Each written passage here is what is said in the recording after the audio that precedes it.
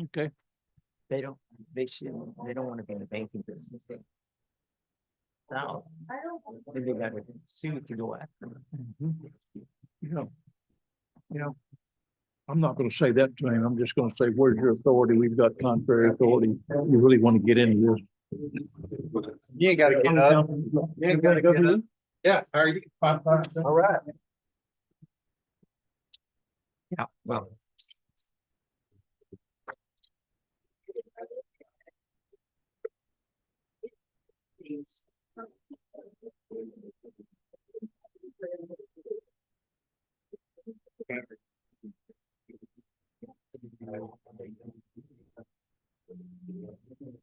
We're talking about it. Oh, sure he'll be here. You probably forgot it and tell it.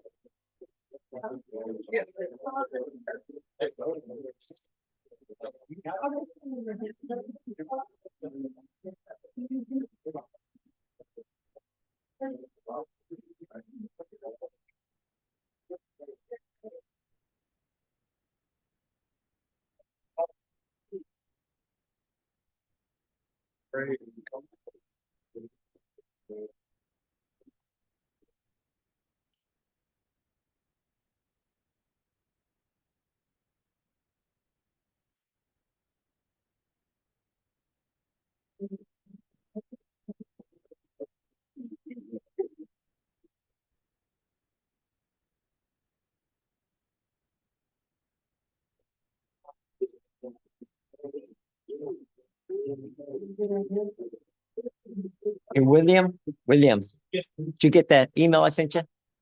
Thank you.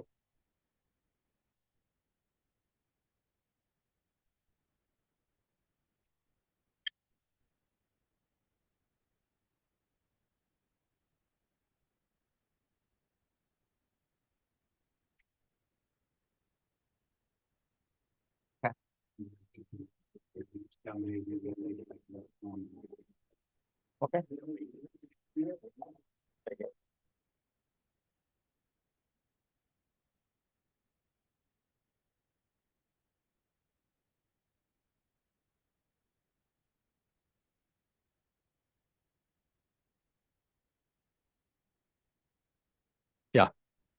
Ow, that hurt my knuckles. I'm calling this meeting of the Nederland City Council to order. It's 5:30 PM. And so I would ask everyone to please rise and we'll have an invocation, be led an invocation and the pledges of allegiance. Councilman Sonier will lead us in prayer. Could you join me in prayer, please? Lord, we just thank you for this opportunity to get together today, Lord, as we make decisions for this great city, Lord. We just pray for this country, Lord. We pray for our soldiers and men and women that are overseas right now in a conflict going on, that you bring them back to our country safe and sound, Lord. And we just thank them for everything they do. Lord, just thankful to be here today. Just thankful for everything you provide for us. And we ask all these things in your name. Amen. Join me in saying the pledges of allegiance to the flags of our country and of our state. I pledge allegiance to the flag of the United States of America and to the republic for which it stands, one nation, under God, indivisible, with liberty and justice for all. Under the Texas flag, I pledge allegiance to thee, Texas, one state, under God, one and indivisible. Thank you, ladies and gentlemen. You may be seated. I'm not going to use my knuckles as a gavel next time. Let's see. Do we have any citizen comments? Has any citizen signed in for citizen comments? I need to say how many there are because we have a hard stop at 6 PM for part of our executive session. Our attorney is out of the country and due to time zone differences, he asked that we begin at 6. But that doesn't mean we're going to skip anything in the agenda. So I will since there are 6 people wanting to speak, I will hold citizen comments until after part of our agenda and then double back to it. It's not meant to disrespect anybody. We just have some things when we have a district judge here wanting to administer some oaths. We got a new council member to take his seat here in just a few minutes. So I ask you for your forbearance on that. We're going to move to the consent agenda. Item 4, consent agenda. All consent agenda items listed are considered to be routine by the city council and will be enacted by one motion. There will be no separate discussion of these items unless a council member so requests, in which event the item will be removed from the consent agenda and considered separately. A, minutes of the April 20th, 2026 regular meeting. I am, the floor is open for any motion. Move the item. Second. Motion by Jones, seconded by Sonia. Council, any discussion on the consent agenda? Okay, hearing none, and there is no separate discussion under consent agenda. All in favor of passing the consent agenda, please say aye. I can't do that. Sorry. Yep. Jones. Aye. Sonia. Aye. Ortiz. Aye. Darby, aye. And Duplant is absent. So 4A passes. 5, regular agenda. A, 2026 city election. Roman numeral 1, consider action approving resolution 2026-07, canvassing and declaring the results of the general election held on May 2nd, 2026 for the purpose of electing Nederland council members for wards 1 and 3. Mr. De La Rosa. Okay, Mayor and council members, let me give you the results for council member Ward 1, Curtis Stratton, early voting 561 votes, election day voting 152, absentee 49 with a total of 762. For council member Ward 3, incumbent Randy Saunier, early voting 546, election day voting 133, absentee 42, total 721. Keith Bass, early voting 394, election day voting 110, absentee voting 15, total 519. So let's see here. It is recommendation that this resolution be approved as presented. Okay, thank you very much. And citizens canvassing is an administrative function by the city council. No city council, no governing body anywhere in the United States has the right to overturn an election. All we're doing is saying it was done in accordance with state law, and these are the results. So that's what canvassing is all about. I will accept a motion to approve resolution 2026-07. I'll move the item. Second. Motion by Jones, second by Sonia. I'll start with Mayor Pro Tem Ortiz. How's your vote here, sir? Aye. Sonia? Aye. Jones? Aye. Darby? Aye. And Duplant absent. So resolution 2026-07 is approved. The results of the election are official. Number 2, recognition of council member Brett Duplant. Well, he's not here, but he'll be getting a very nice plaque. Thanking him for his term, his 3 years of service from 2023 to 2026 as the council member for Ward 1. So I think a round of applause would be in order right now. And you know, we'll drop it off in his front yard or something. No, we won't. No, we won't. We'll try to do it next time, maybe next council meeting. I would now like to ask 317th District Court Judge Gordon Freeze to enter the room, sir. And you have some official business here to administer 2 oaths. And the first will be for Councilmember-elect Curtis Stratton. So do we have a microphone for him, or you're pretty loud? Yeah, right up here. And in fact, he's gonna get one. Thank you. We're online too. Yeah, we're online. Everyone can hear. The audience online. So Judge Freeze, the floor is yours, sir. And then it'll be time for Randy, Mr. Stratton. You want your family to come up with you? Absolutely.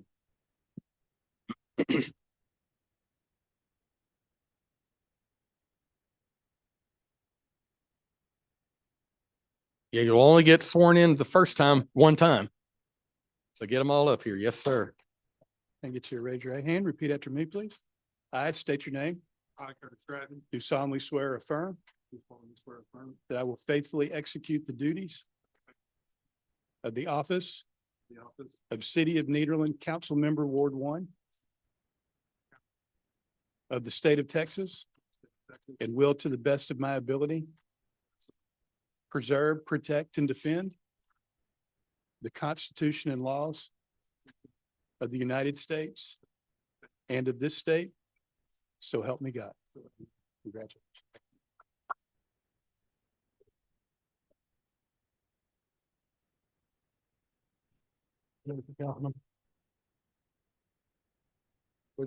Would you like to introduce your family and friends who might have been up here? So it's my fiance. It's my fiance, Alicia Novich. My daughter Piper Stratton, my other daughter is in College Station, so I sent her the link. Hopefully she got to see it online. My mom right there, my niece, my future mother-in-law, Carolyn Huber, Lily, my bonus daughter, and then my other bonus daughter, Eva, right there. I thank y'all so much. I look forward to this and serving the people of Nederland. Thank y'all.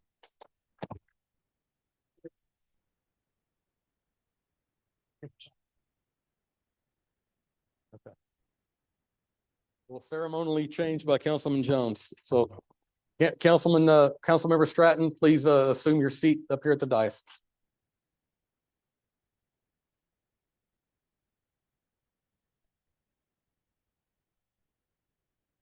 Your old hat at this, so. All right, I get you to raise your right hand. Repeat after me, please. I state your name. Randy Saunders. Do solemnly swear or affirm solemnly swear and affirm that I will faithfully execute the duties faithfully execute the duties of the office of of the office of City of Nederland Council Member Ward Three City of Nederland, Council Member Ward Three, of the state of Texas State of Texas. and will, to the best of my ability, Will preserve, protect, and defend preserve, protect, and defend the Constitution and laws the Constitution and laws of the United States of the state and of this state. of this state. So help me God. So help me God. Congratulations. Thank you.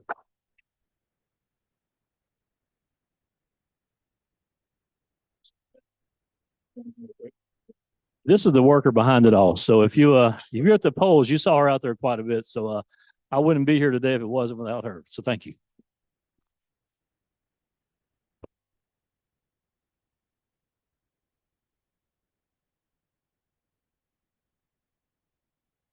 And Councilman Sonier, please retake your seat.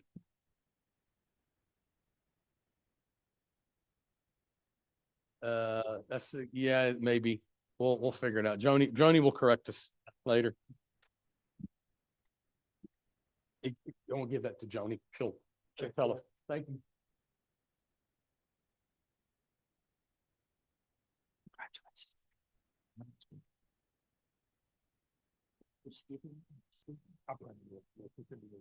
Okay, great.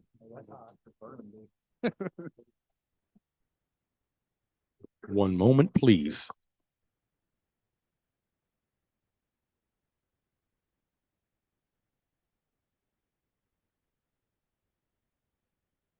The judge and the clerk were having a discussion. It sounded like the beginning of a joke or something. Hold on, Randy. While they're discussing, I'll send you the pictures up to it. Yes, sir. There you go. All right. Give us a second, ladies and gentlemen. Apologies.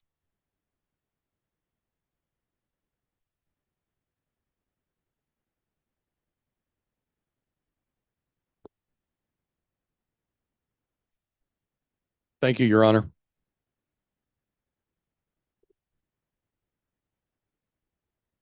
All right. Thank you, ladies and gentlemen, for that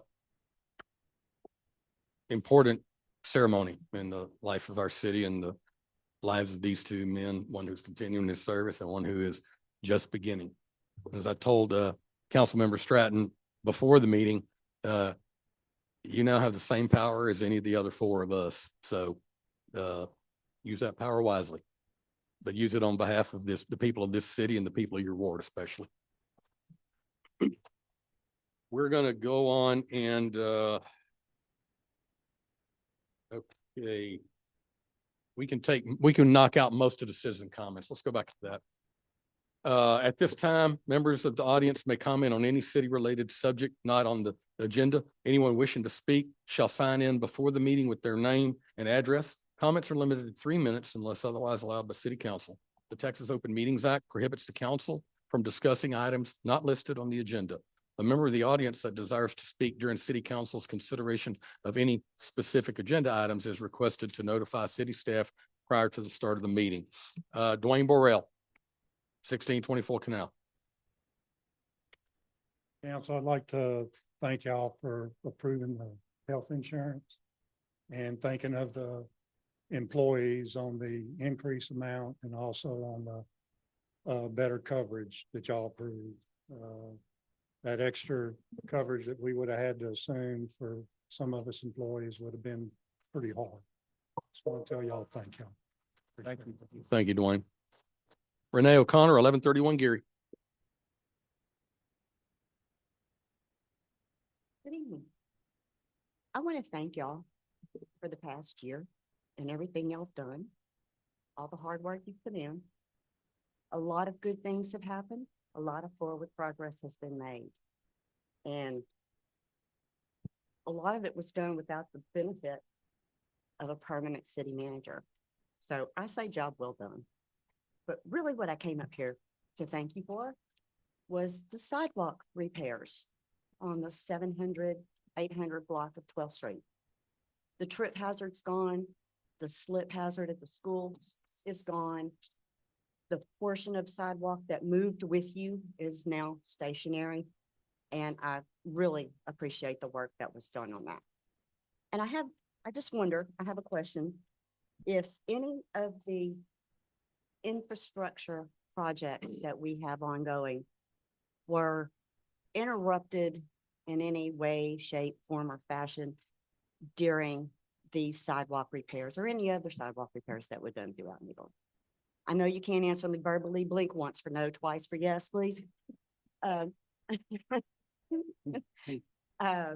will be up here next week asking the same question, and I hope that y'all will be able to answer that for me. I'm just gonna say, buy the furniture, renovate the old bank building. Let's consolidate, let's streamline oversight, work as a team. That sounds like a plan to me to keep Needler moving forward. Thank you and keep up the good work. Thank you, Ms. O'Connor. Kenny Lofton, 3100 Eugenia Groves, Texas. Sergeant Major. Mr. Mayor, City Council, thank you for allowing us to speak this evening. Ken Lofton, 3100 Eugenia Lane, Groves, Texas, Commander of VFW 4820. Headquartered in Port Neches, but we consider ourselves a mid-county post.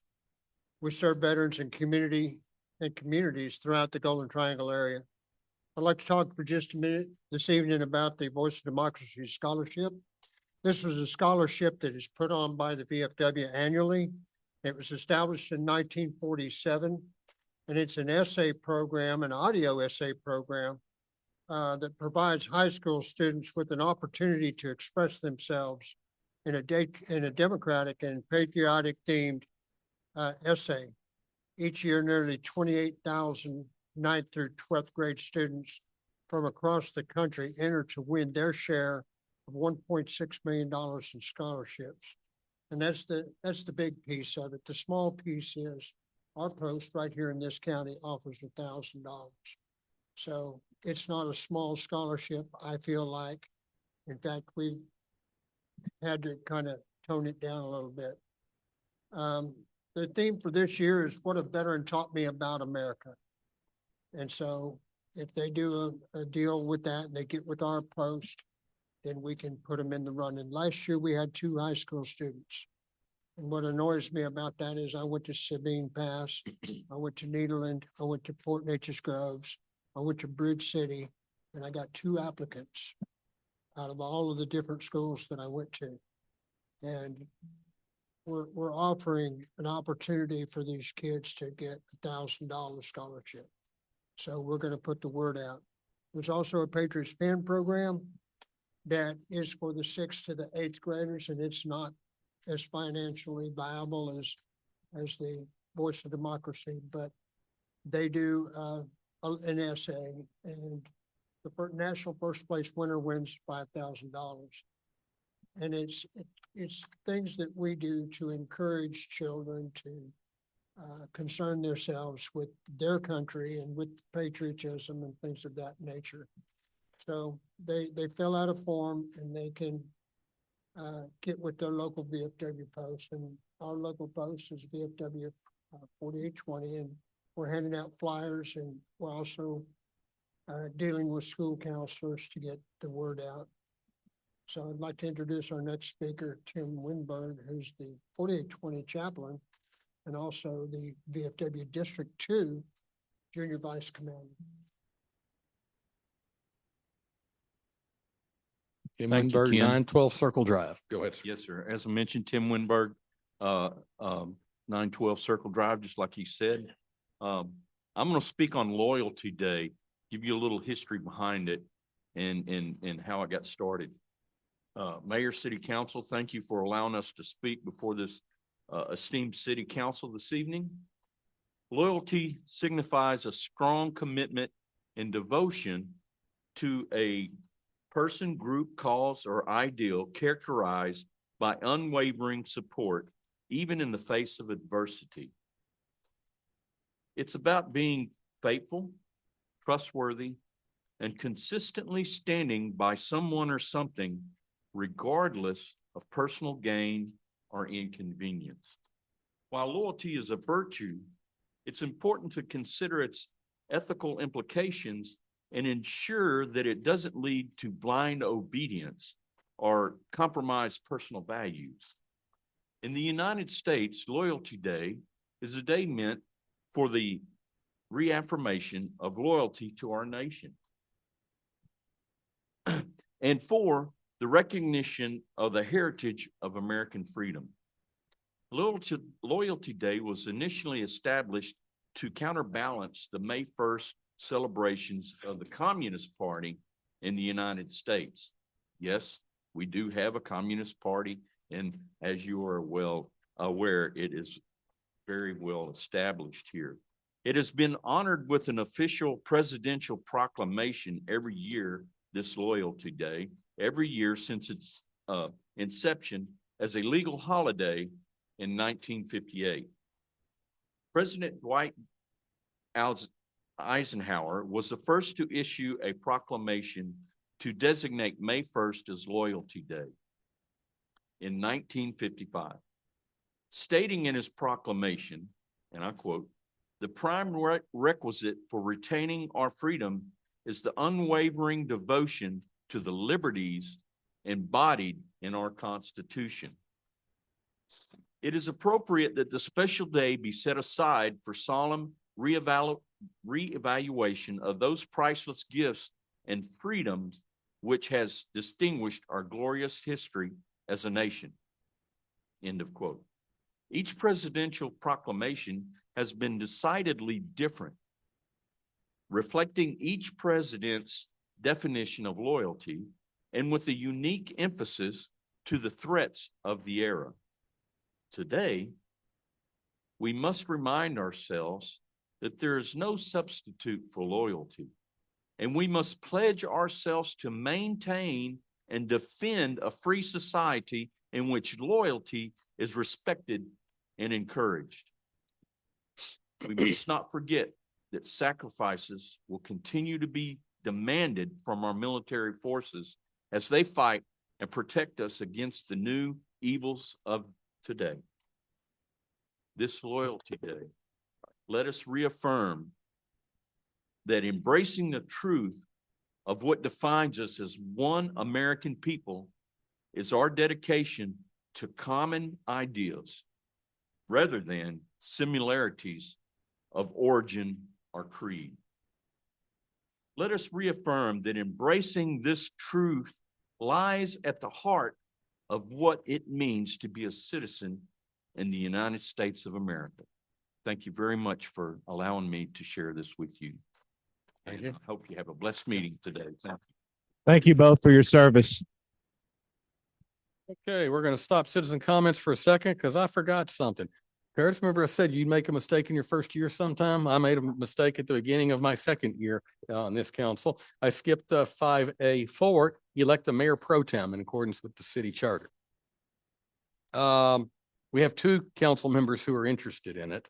Kind of to my surprise, but I gotta make a pick.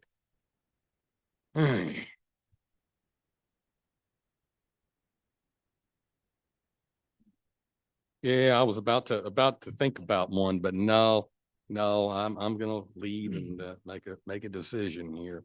Yeah, we had two, like I said, two of them that were interested in it, one continuing, one going in. I think rotating is a good idea. But let's yeah. So Mr. Sonia, are you interested in serving as pro tem? Yes. Okay. Let's do that. Let's vote on that. So, it's my nomination, but, it's not my appointment. So let's, any discussion, council? So do you need a motion? And no, it's my nomination. Okay, I and- wasn't aware. Right. Yeah. I haven't been through this, but one time and it was very early on. Very early First on. 10 minutes of And my you've slept tenure, since yeah. then. And you've lost brain cells since then. Okay. So let's do that then. Councilman Stratton. Aye. Councilman Jones. Aye. Councilman Sonier. You're not gonna vote. Mayor Pro Tem Ortiz. Aye. And Mayor Darby, aye. So 4-0 to 1. Mayor Pro Tem Sonier, congratulations. And Mayor Pro Tem Ortiz, thank you for helping me in my first year as mayor. And let's see how this year goes. We may have to fire Randy. No, I doubt it. Make quit. Yeah, you may quit. Yeah. Jeff, you did a great job at it, man. Thank you for everything. Thank you, Jeff. And thank you for Mr. Spell for the reminder that you forgot the And mayor. as a pro kicker tem. for that, Joni, I don't have to spend $20. I have an old one from last time, so I don't have to bring it. We saved the city money. The plot. It is 5:55. We're going to come back to citizen comments, but we have a hard beginning of the meeting at 6 o'clock, and we need to relocate in there and get the link turned on and all that stuff. So it is, let me read what the doggone executive session. The city council will announce that it will go into executive session pursuant to chapter 551 of the Texas Government Code to discuss matters as specifically listed on the agenda or as authorized by law. Consultation with city attorney, Texas Government Code, section 551.071, including, it'll be the first one, pending, at least the first one for now. We may stay for the second one. Don't know yet. Pending litigation, arbitration with former city manager Chris Duque and legal issues raised in connection with awarding health insurance contract. Like I said, we may handle one or both in there, just depending on how the time goes. And it is 5:56. We're in executive session. We'll be back as soon as we possibly can, ladies and gentlemen.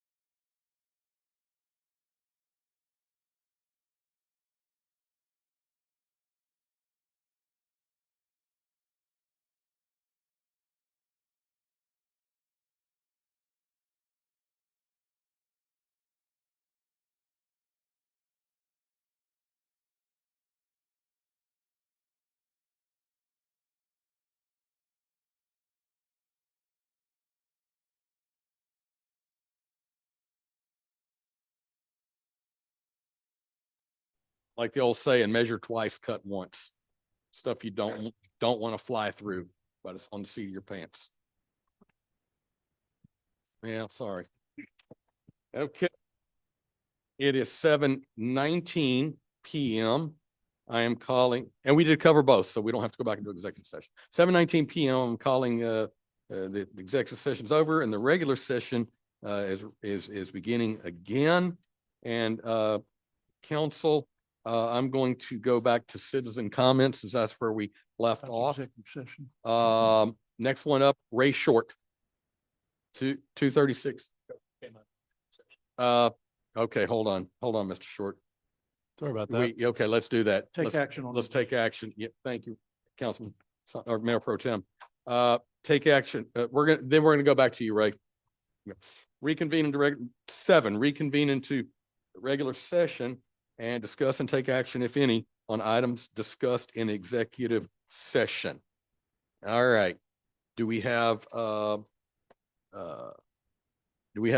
motion here? Yeah, based upon legal counsel, I move to clarify that the commencement of the new health insurance policy will only cover city employees. You've heard the motion, council. Do we have a second? I'll second. Seconded by, motion by Jones, seconded by Stratton. Any discussion, council? No, we've just clarified the language Right. on how the process needs to be, so we Uh-huh. can make sure it's I clean will and clear. I will start with Stratton. Stratton, Aye. Jones, Aye.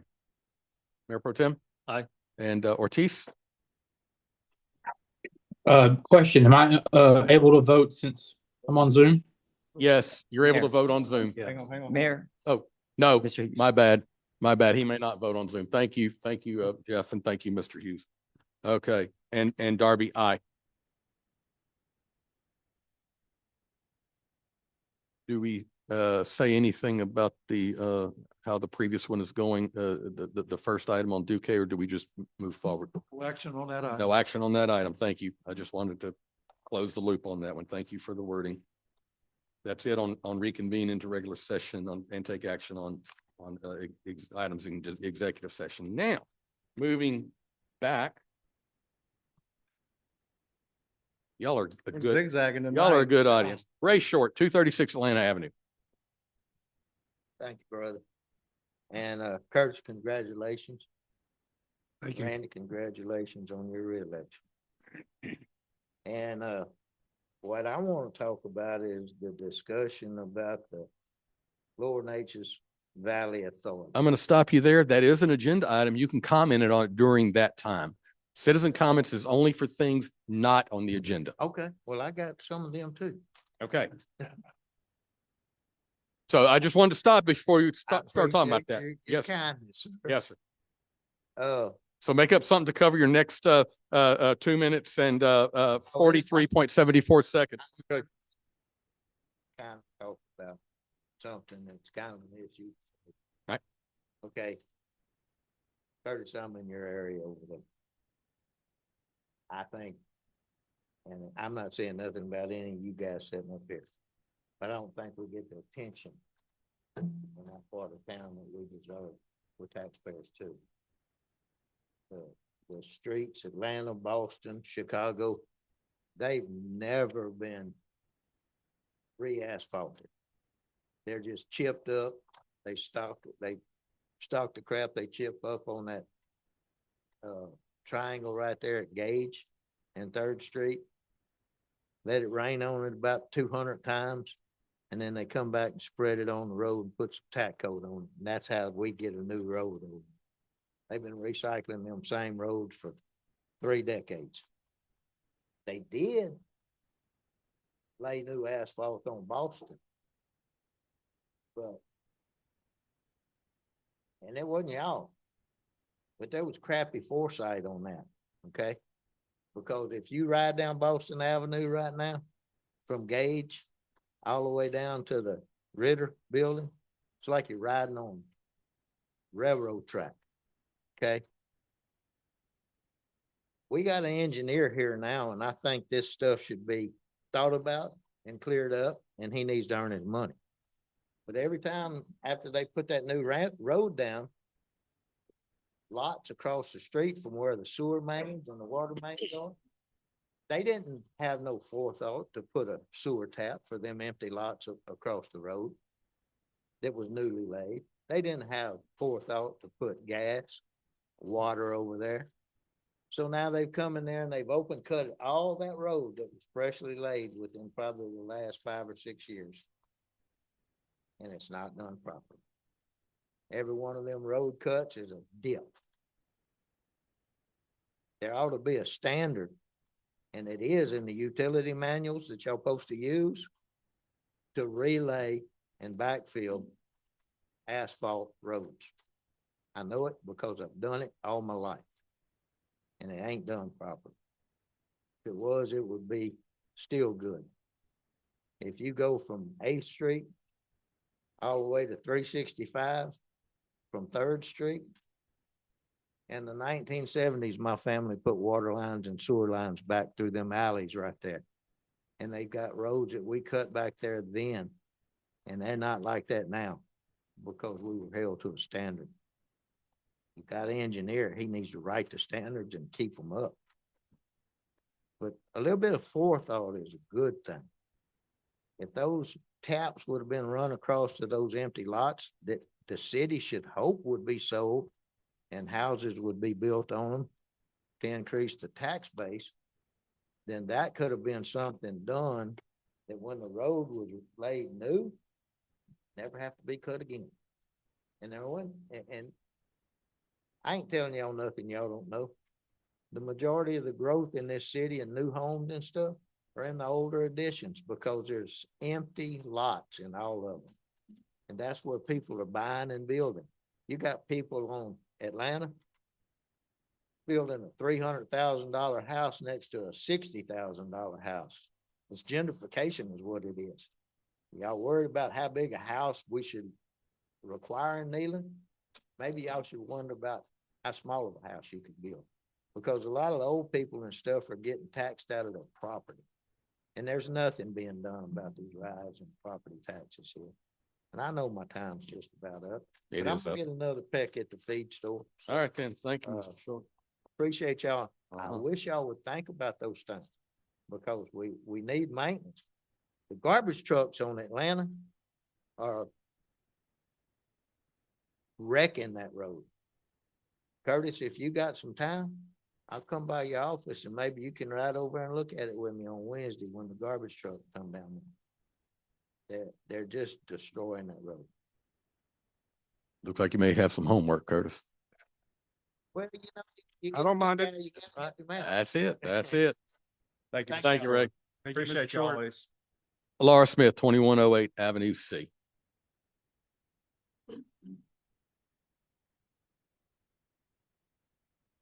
Laura Smith, 2108 Avenue C. I would like to thank the city for continuing to notify the citizens of Nederland for upcoming events, from chlorine conversion, the planned power outage, and updated dates, the National Day of Prayer, and much more. They are very helpful, especially in this busy world. We appreciate your ongoing commitment to ensure Nederland continues to thrive. Our present, our future, and our children depend on it. Thank you again. You and all city workers are greatly appreciated and valued. All city workers have difficult jobs that work for the public and have to do it. Whether it is at a desk, on patrol, working their fingers to the bone, putting their lives on the line, and so much more. We treasure you, all of you, and all of them. Thank you. Thank you, Ms. Smith. Appreciate it. Okay, that concludes citizen comments. We are now gonna, council, since I'm taking you on a guided tour of our agenda, we're gonna go to 5B, 5 Bravo, unfinished business. Discussion and possible action approving payment to Hernandez Office Supply regarding furniture for administrative staff in the annex trailer, or as the HR director referred to today as the parking lot. And I said, you're in a trailer, not in the parking lot. Mr. Dale Rosa. Okay, Mayor and council members, before you have a quote from Hernandez Office Solutions. We did try to reach out to others that were on a purchasing co-ops. They would send, we would have to measure, send in dimensions, stuff like that. So let me tell you what was presented to you the first time. The same type of furniture that went into this building back in 2013, 15-year plus furniture. So, so this furniture life, the shelf life is 3 to 5 years. So, that is where we're saying, so the price has been reduced because we took out the building and we took out the city secretary's office. Those are going to be handled as budget line items within their departments, but also within the same type of furniture. So for example, we did compare like the city secretaries. It's larger than the temporary building, the 4 offices and then the conference area. Those are more like oversized cubicles. So so it's not the same as it would be in this building. So therefore, it's got a couple more pieces, but we compare price shopped it with Office Depot. The difference was about $250. The difference between Office Depot and Hernandez is we don't have to put it together. So, and that saves our IT staff from having to do that. So therefore, it is staff's recommendation, after this matter was tabled, we revisited, looked at this furniture. We went down to 1 tier down, then we went down another tier and got into a ballpark that we thought would be comfortable. If the furniture doesn't move often, it'll last longer than 5 years. Just like this has lasted, already 13 plus years. So, but we think that this is a good place to start.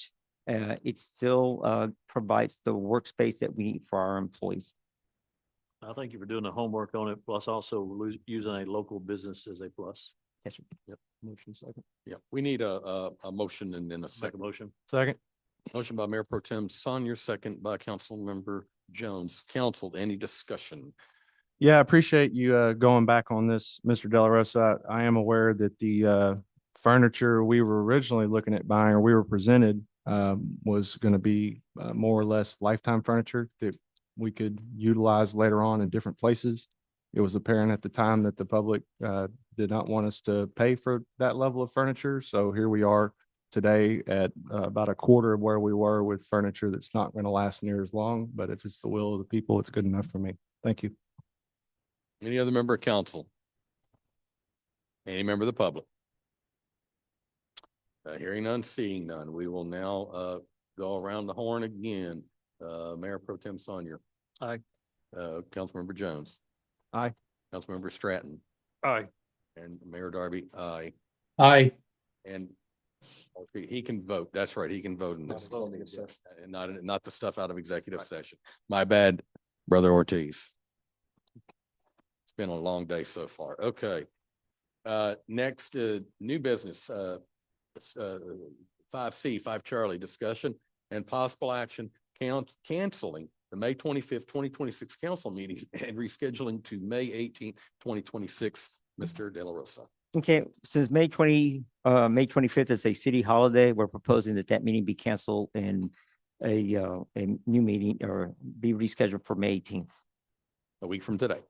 Yes. I make a motion. Second. Motion by Sonier, second by Jones. Any discussion? Yeah, in regards to this, I have some. Oh, Jeff, right after Britton, okay? Go ahead, Britton. Yeah, I just wanted to say that, just let the public know in regards to this item, that with the change, I will have to attend remotely at the next meeting. So if I'm not here, I'll be on Zoom, and that's due to this date change, but of course, city business has to continue. So I'll be remote. Councilman Ortiz. Thank you. Mr. De La Rosa, I thought we already did this. Did we not? No, sir. What you did is we adopted an ordinance that calls for 2 meetings a month in accordance with our charter, which is the second and fourth Mondays of the months. So that said, what it states is that if you cancel one of the meetings, you can move it, and it's not really a special meeting. It's just another regular meeting. And this is how this is being addressed. No. Okay. Thank you. Okay. Any other questions, comments by council? Anything from the public? Okay. Councilmember Ortiz. Aye. Mayor Pro Tem Sonier. Aye.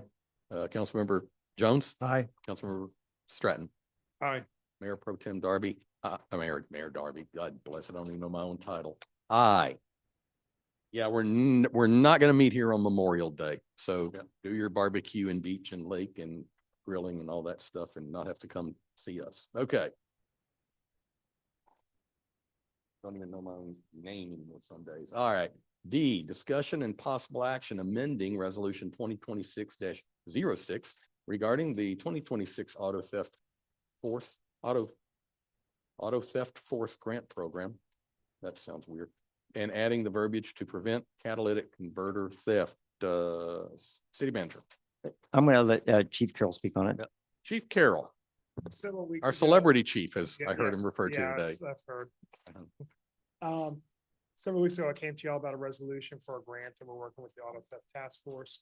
When I went to the pre-grant after I came to y'all, I found out that it needed to include the word including catalytic converter thefts, not just burglaries of motor vehicles.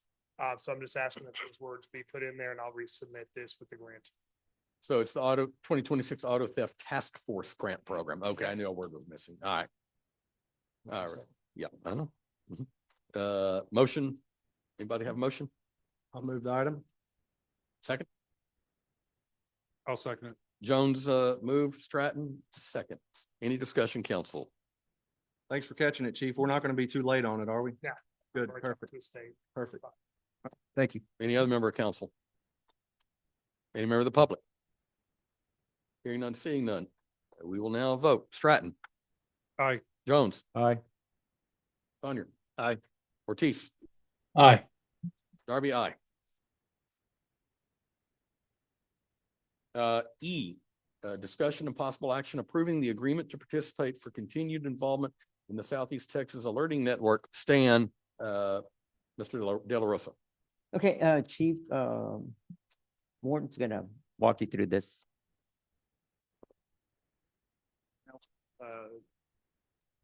You're all familiar, I believe, with the stand system notification for the, Can you raise the mic a little bit, chief? Yep. better. Yes, sir. So stand system, Southeast Texas Alerting Network. We've enjoyed this system for many, many years, and the Port Security Grant has funded this system through the Everbridge company. So they have reached out and tried to get another port security grant, and the scope and priorities have changed with that grant system. The Port Security Grant has sailed. It has sailed. Mhm. That's exactly right. So to continue participation in it and to have it available for all of our citizens, it'll take the entities that participate in it, paying for it. And that's basically it in a nutshell. It's the cost factor for the city of Neyland right now, and as long as everyone participates in it that's currently using it, is $34.74.78. That's the estimate. That'll be for a year, and then every year after that, it'll be refigured with the, whatever the total cost of it is. And that's with the industry in the area picking up half the cost of it, and then counties and cities and other entities that use it picking up the other half, and it's split this way. And there is a breakdown of it, probably attached to your package. That estimated cost again, everyone is $3,474.78. Yeah, this was mentioned last month at the Southeast Texas Regional Planning Right. meeting. Federal grants are just not there anymore. A lot of them are not going to be there anymore, especially beginning October 1st of this year with the fiscal year 2027. We had the same budget. thing with the regional radio system. and Yes. They pretty much went Yep. more. So we've enjoyed it for many, many years. The port security grants paid out millions of dollars, and scope and priorities have changed. So that's where we're at. And industry is going to pay, each industry is going to pay the same amount. $2,415.72. That's correct. Each city and county and drainage district and et cetera, pays on a pro rata basis on population. And it's Hardin, Jasper, Jefferson, and Orange counties. Nederland's, the city of Nederland's share is 3.9956%, basically 4% of the total is paid by the city of Nederland. Jefferson County is and they look at Jefferson County outside of the Beaumont, Nederland, Port Neches, Groves, Port Arthur. The Jefferson County for all that area pays 7.2539%. Beaumont pays 24.4282%, all the way down to Pinehurst, Kuntz, Bevel Oaks. They pay 1%. So that kind of helps y'all with the formula and why our amount, our projected amount is that not quite for that 4%, not quite, or and not quite $3,500. Thank you, Chief, for the very good summary. I regularly go to the Regional Planning Commission meetings, y'all. I began doing that when I became mayor last May, and I've missed one, I believe. And they're very informative, and you meet elected and appointed officials throughout the 4 counties. Okay. Another point, Yes, sir. we can never duplicate the system for even get it started for that price. This is economy of scale. Yeah. Okay, I'll accept a motion in a second at this point. I'll move it. Second. Motion by Jones, second by Sonier. Any discussion, council? I mean, it's imperative that we stay in this program. The stand system is really the only system that we have as a city to reach the people who are in the stand system in the event of a disaster or any kind of emergency. We can get those messages out. Facebook is good, but it doesn't get it to you like it does when it calls your phone. So I think it's imperative. $3,400, $3,474 is a very small price to pay to be able to stay in touch with our community during the trials and tribulations of the world. So, Any other council member? Citizens? Hearing none, seeing none, let's go to a vote. Ortiz? Aye. Sonier? Aye. Jones? aye. Stratton? Aye. Darby, aye. F, discussion and possible action approving ordinance 2026-07, authorizing participation with other Entergy service area cities in matters concerning Entergy Texas Incorporated at the Public Utility Commission of Texas in 2026. Mr. De La Rosa. Okay, at the last meeting, Mayor and council members, I asked you to table this while I get more information. We were dealing with the Texas Gas Service and Lawton Group representing the Nederland is one of a number of cities, a part of a coalition. Now, the same group, Lawton Law Firm, and you'll see it in section 2 of the ordinance down near the bottom.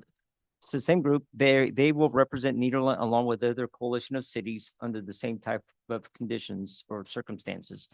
That was having to represent us with the Texas Gas Service and Intex was before the Texas Railroad Commission. This one represents us before the Public Utility Commission of Texas. In other words, if Entergy Texas was to propose a rate increase and we objected to it and we deny the rate increase, this group will work out whatever that rate increase through the PUC. So it is my recommendation that we that this ordinance be adopted. I'll accept the motion in a second. I'll move it. Second. Motion by Jones, second by Sonier, excuse me. Any discussion, council? Any discussion by the citizens? Hearing none, seeing none. Stratton? Aye. Jones? Aye. Sonier? Aye. Ortiz? Aye. Darby, aye. Motion or resolution is approved.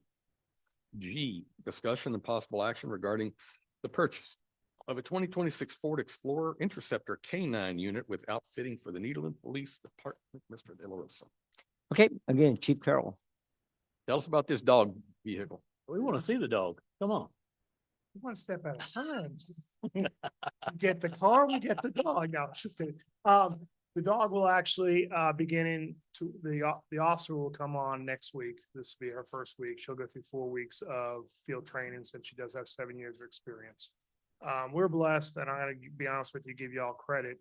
is that y'all's compensation package here in the city of Nederland, we're able to draw trained officers and lateral transfers from other agencies. She just happens to be a officer of 7 years experience and has her own canine. She got into canine like some officers do by going out and purchasing and training their dog and then getting it certified.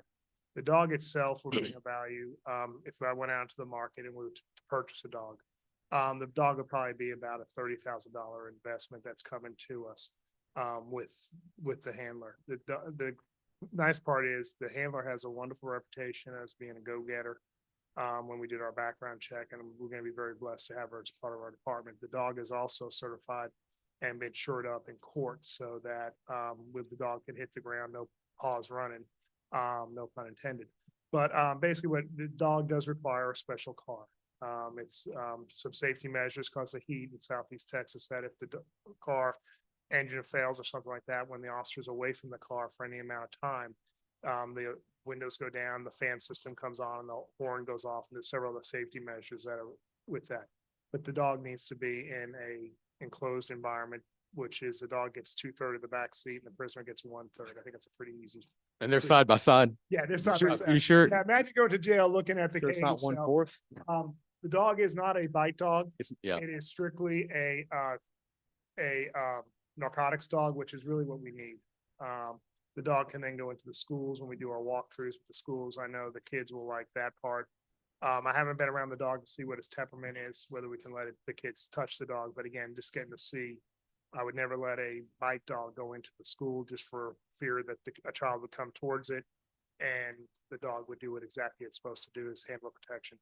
The cost of the Ford Interceptor, the build out with the canine enclosure, the in-car video, the decal of the vehicle, the laptop computer that has to go in the vehicle, and the secure trunk box that has to be in the vehicle is a total of $94,473.88. Again, one of the things that y'all, when I was in my interview, I asked y'all what you expected of me, was y'all wanted to start a canine program, and that's what, I really did not see us doing this till having to buy a dog in the 28-29 budget year. But when opportunity presents itself, sometimes you got to open the door. Okay. Council, any motion second? Then we'll do I discussion. got a question. You said 90-something thousand, right? Yeah, 95,973.88. 973.88. Yeah, But I look at the estimates on our thing here, 65,000 for the that may not have been forwarded everything. I was getting prices on this all the way through Friday. okay. I had to get the DVR, the in-car video, Okay. and the laptop. And I just got the build out, which is 29,344. Okay. On Thursday, that might have been an estimate when I was trying to get Okay. all the numbers, but those So are the hard numbers My now. other question is, only a few years ago, we were trying to get rid of these Ford Exploders, as they called them.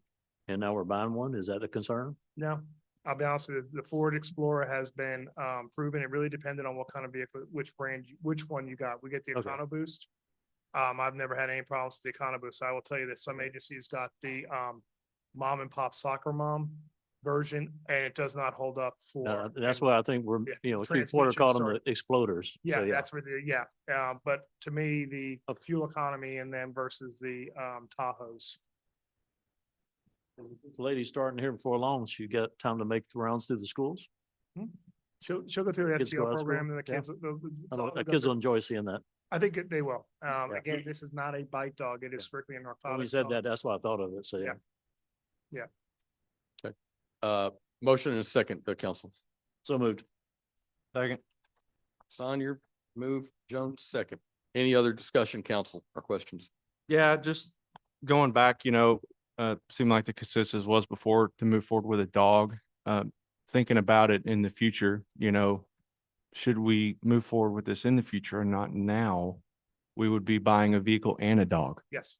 In this case, we are not Dog buying would a have to dog. be shored up in court prior to the DA's office taking the cases. So we'd have at a minimum, and this is in today's dollars, 30,000 plus just for the dog itself. That's a free value essentially to the city. Yeah, the dog's about 14,000. The training is about 7,000 for the handler.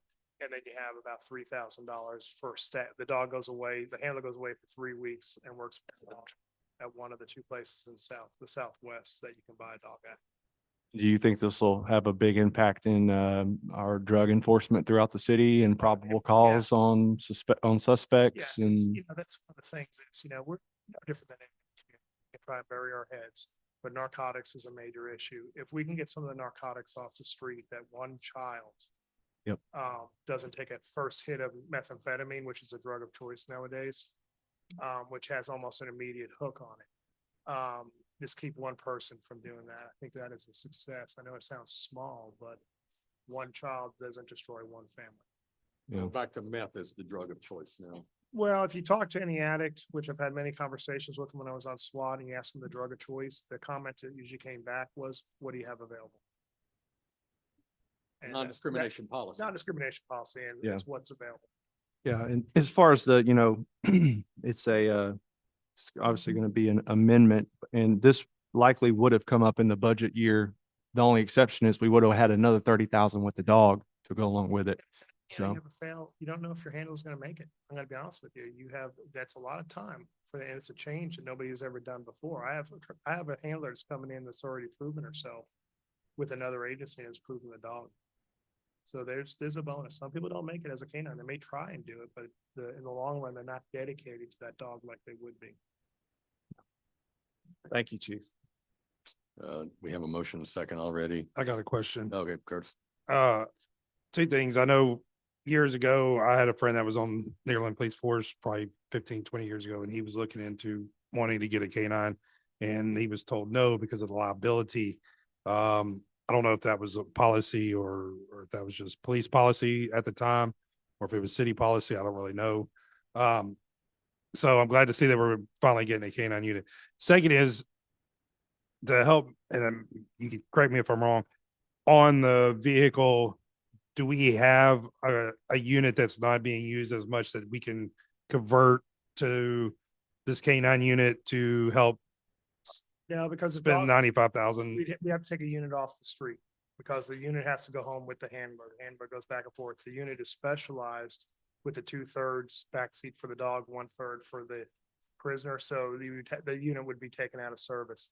Right now, we rotate our units. We're trying not to put them on, make them run 24/7, but just like our SRO units, all the Explorers are the oldest units in the fleet. They drive back and forth from the school and they're the billboard in front of the school. So no, we don't have any units that I'd be able to do something like that because it would take something out of the rotation and we'd be running cars 24/7. And I think that would cause us, our maintenance issues to go through the roof. And on this, is this officer, is it an addition to the police force or is it? She's a replacement. A replacement, okay. Last day is tomorrow. Okay, that's what I wanted to know. Thank you. You're welcome. Any other member of council? Okay, we already have a motion, a second, don't we? Yeah, I thought we did. Member of the public, I knew it. come on. I knew it. I'd have been upset if you didn't stand up. Susan Yeah. Tony, You can put the microphone down. Tilt it down. two questions. What kind of dog is it? What's the breed? It's a Malwall. Perfect. And it's detection only or track? No, it's detection. You can't be turned back. I just don't really. I dog, and I think it's like. It's like. Or.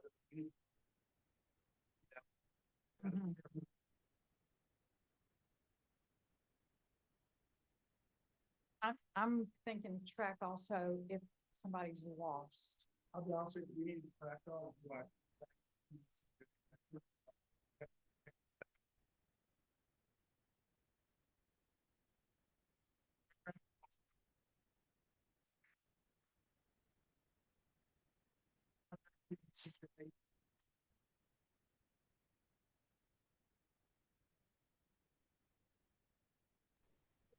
Hey, guys, the audience on live stream can't hear a word they're saying. Right, yeah, y'all be sure when you're at the microphone to speak into the microphone. Got to dig into it. All right. Go ahead, Mr. Winberg. Tim Winberg, 912 Circle Drive. I'd just like to make a comment about these dogs. A lot of us in the VFW, a lot of our guys actually have PTSD dogs. I currently go out to TDCJ every week and I'll work with veterans out there. One of the guys that helps me has a PTSD dog. That dog was raised in Angola on the death row side of the prison.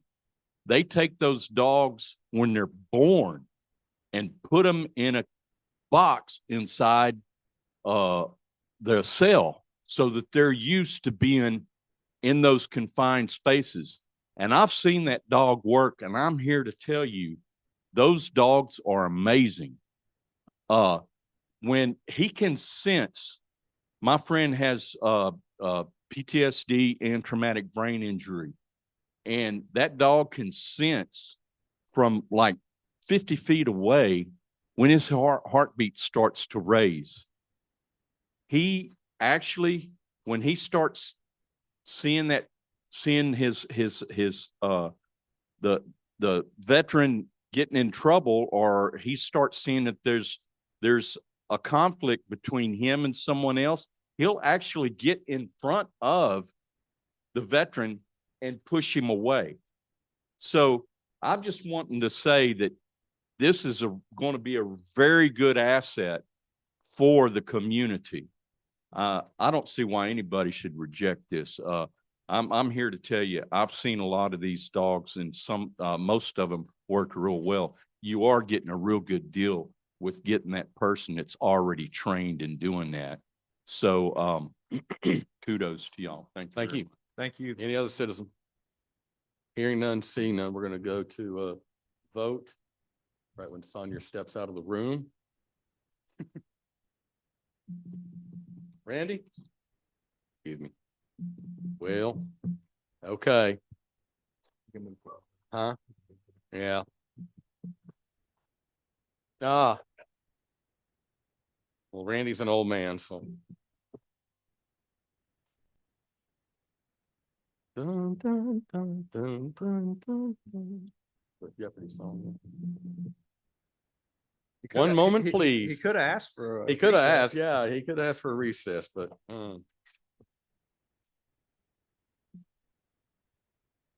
Tell you what, we're gonna vote, and I'll wait on Randy to come back. Stratton. Jones. Aye. Ortiz. Aye.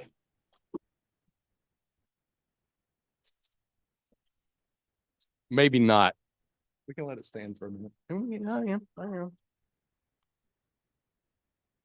Absolutely. I like that idea. Even a standing ovation.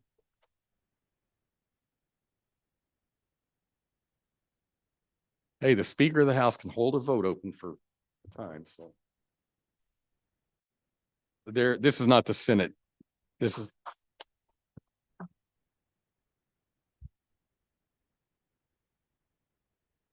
Sonia. Aye. Darby, aye. Let's go. That was good. Ask for a recess next time. Didn't hear me? No, I did not. All right.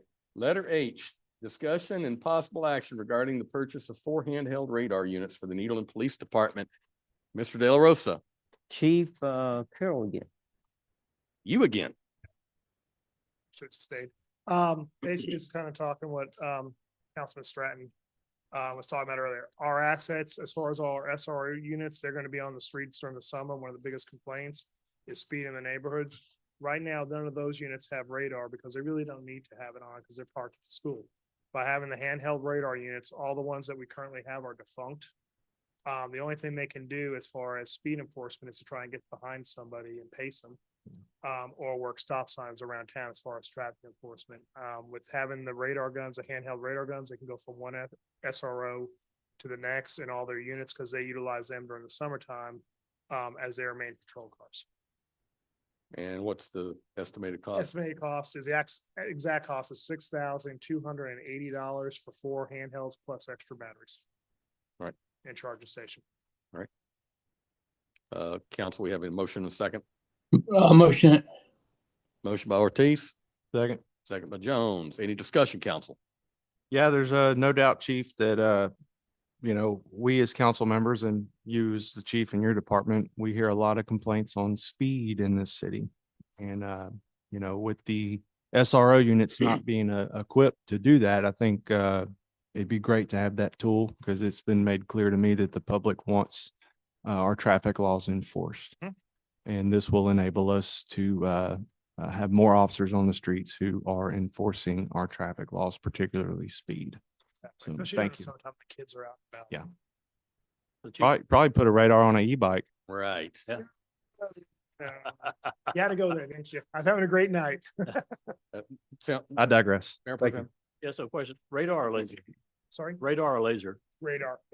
Lasers are much more expensive. Any other member of council? Public. Mayor Connor, 1131 Gary Avenue. I want to be sure I understand what you just said. You're going to equip SRO officers with radar for the summer only? I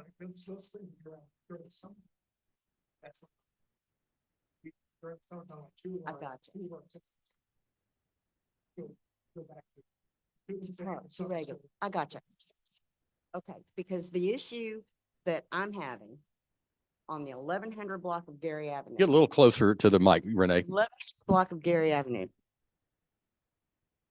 There is a 20-mile-an-hour school zone sign.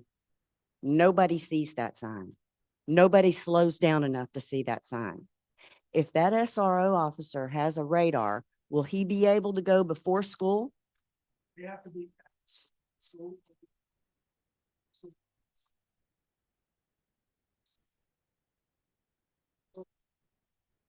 Okay, before school.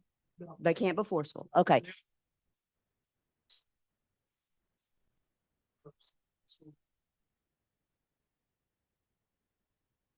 Gotcha. Well, I would like to offer you the use of my driveway at 1131 Gary Avenue between the hours of 7:15 and 7:45 in the morning. Honey, you can make it rain.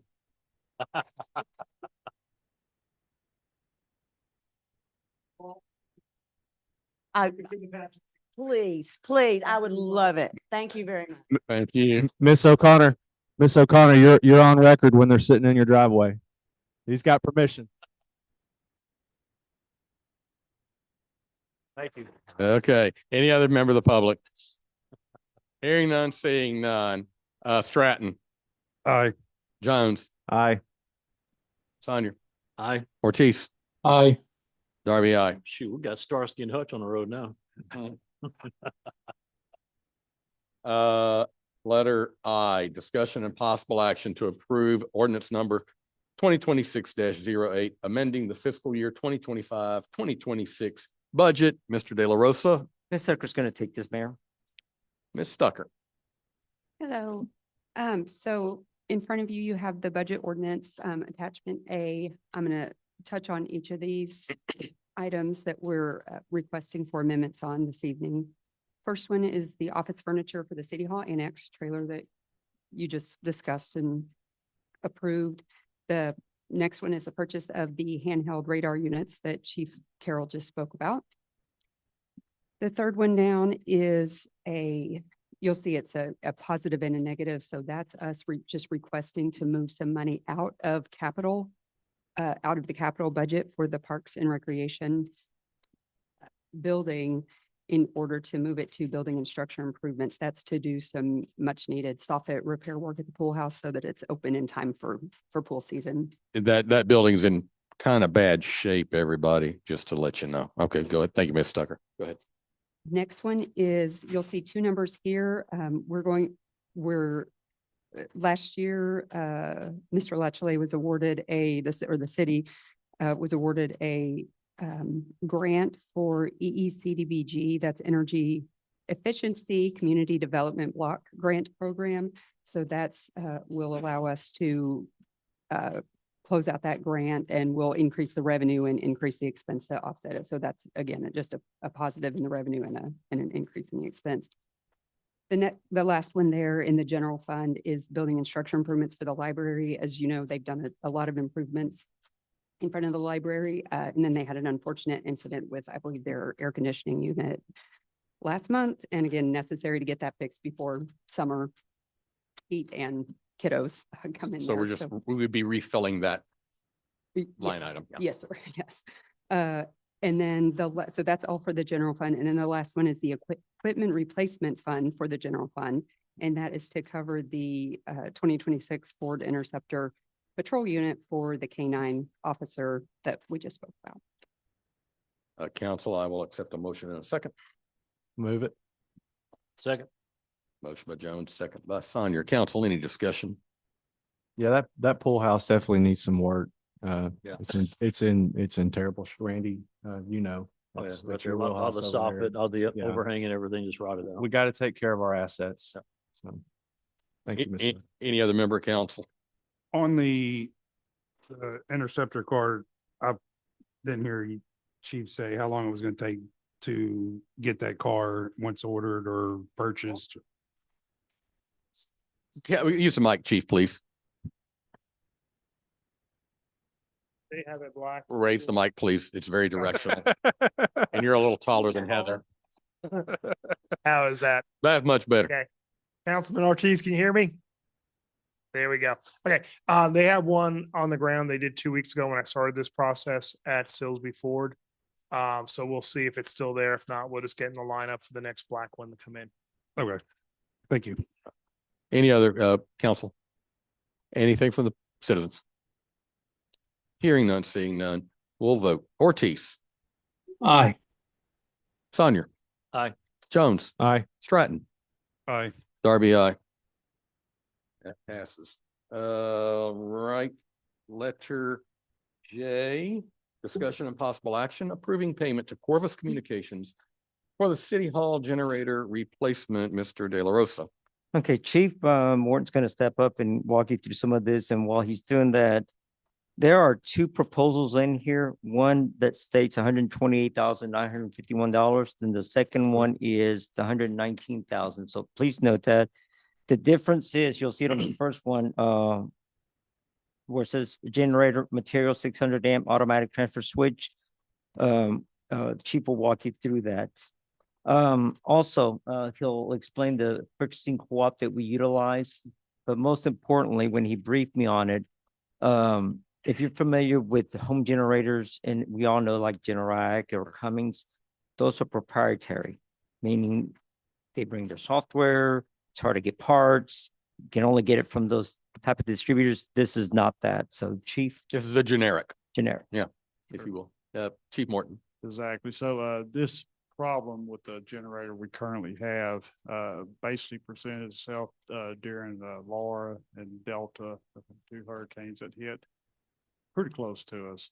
Yep. And we lost power, especially for Laura. And, we discovered that after a long run time, the belt system that runs the, cooling fan on this generator is very insufficient.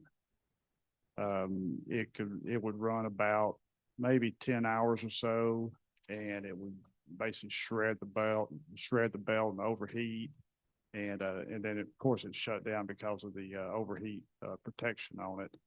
We've replaced belts several times, replaced pulleys, trying to solve this problem.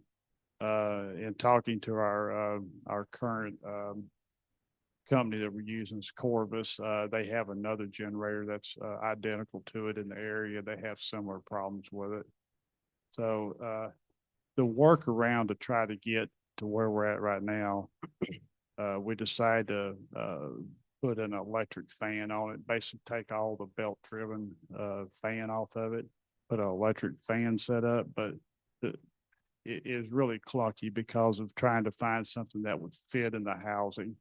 A lot of the brackets and everything were cut and bolted back together. And we actually got an electric fan in it right now, but it's kind of a clunky workaround.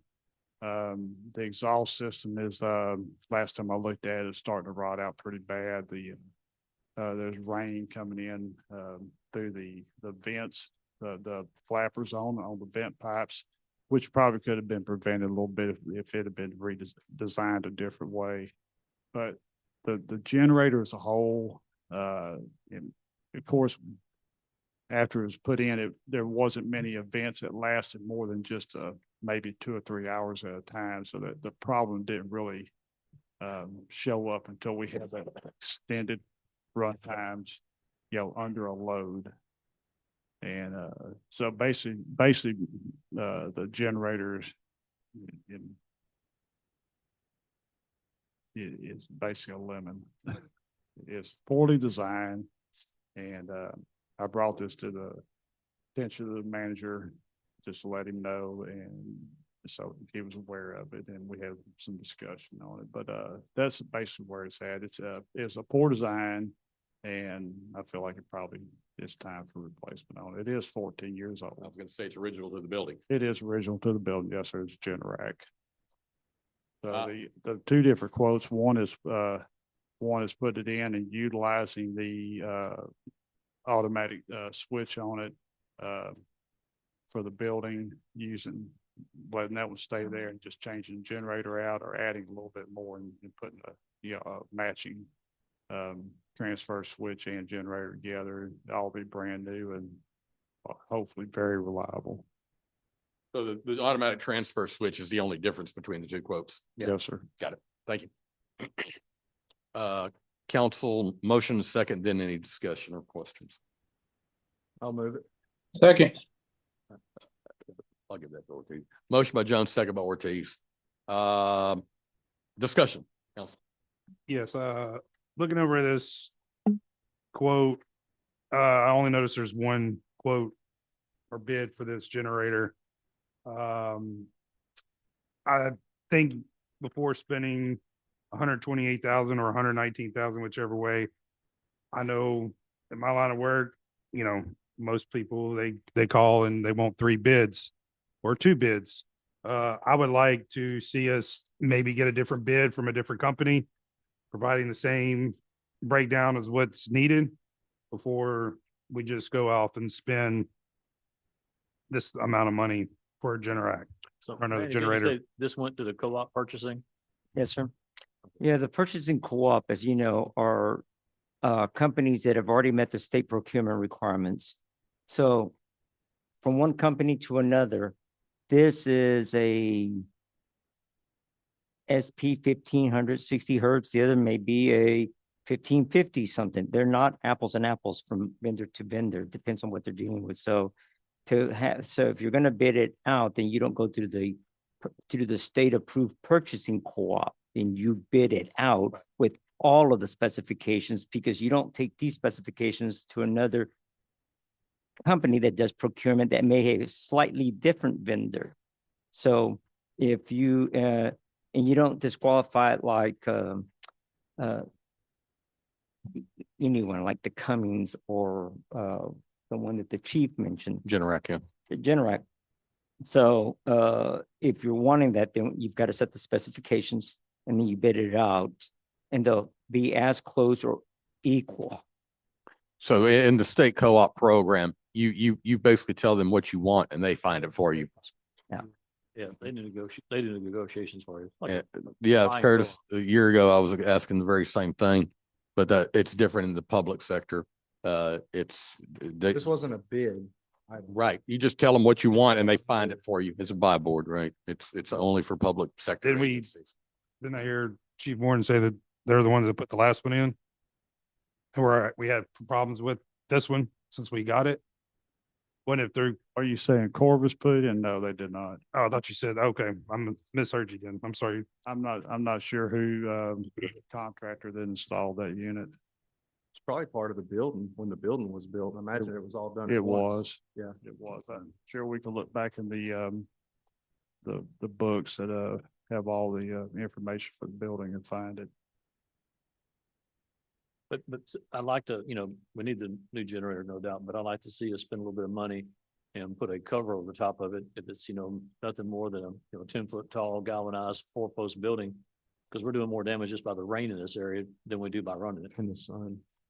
I can agree with that. Yeah, absolutely. I mean, I spent 7.5 years down. You get exhausted out the end, it doesn't affect anything, but you put some sort of cover over it, give it some longevity.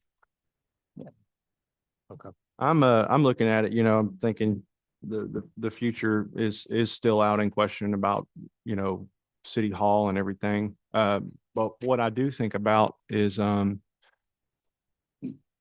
this building, if we lose power in this building during a storm and we have no generator here, nobody can pay their water bill. Staff has to be sent home.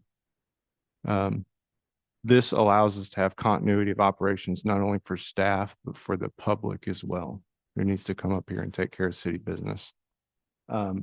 Also, on that same token, back to the city hall question, if this or any council was to ever consider relocating, that would be a several year project. That would not be something that we're just going to move out next week. So I'm trying to think of the longevity aspect of that. If this council or any council ever wanted to move forward with a relocation, that would be a multi-year project. We certainly get some years of use out of the generator for staff to conduct business, as well as the general public who has business in this building. That's it. That's it. Okay, thank you. Any other member of council? Any member of the public?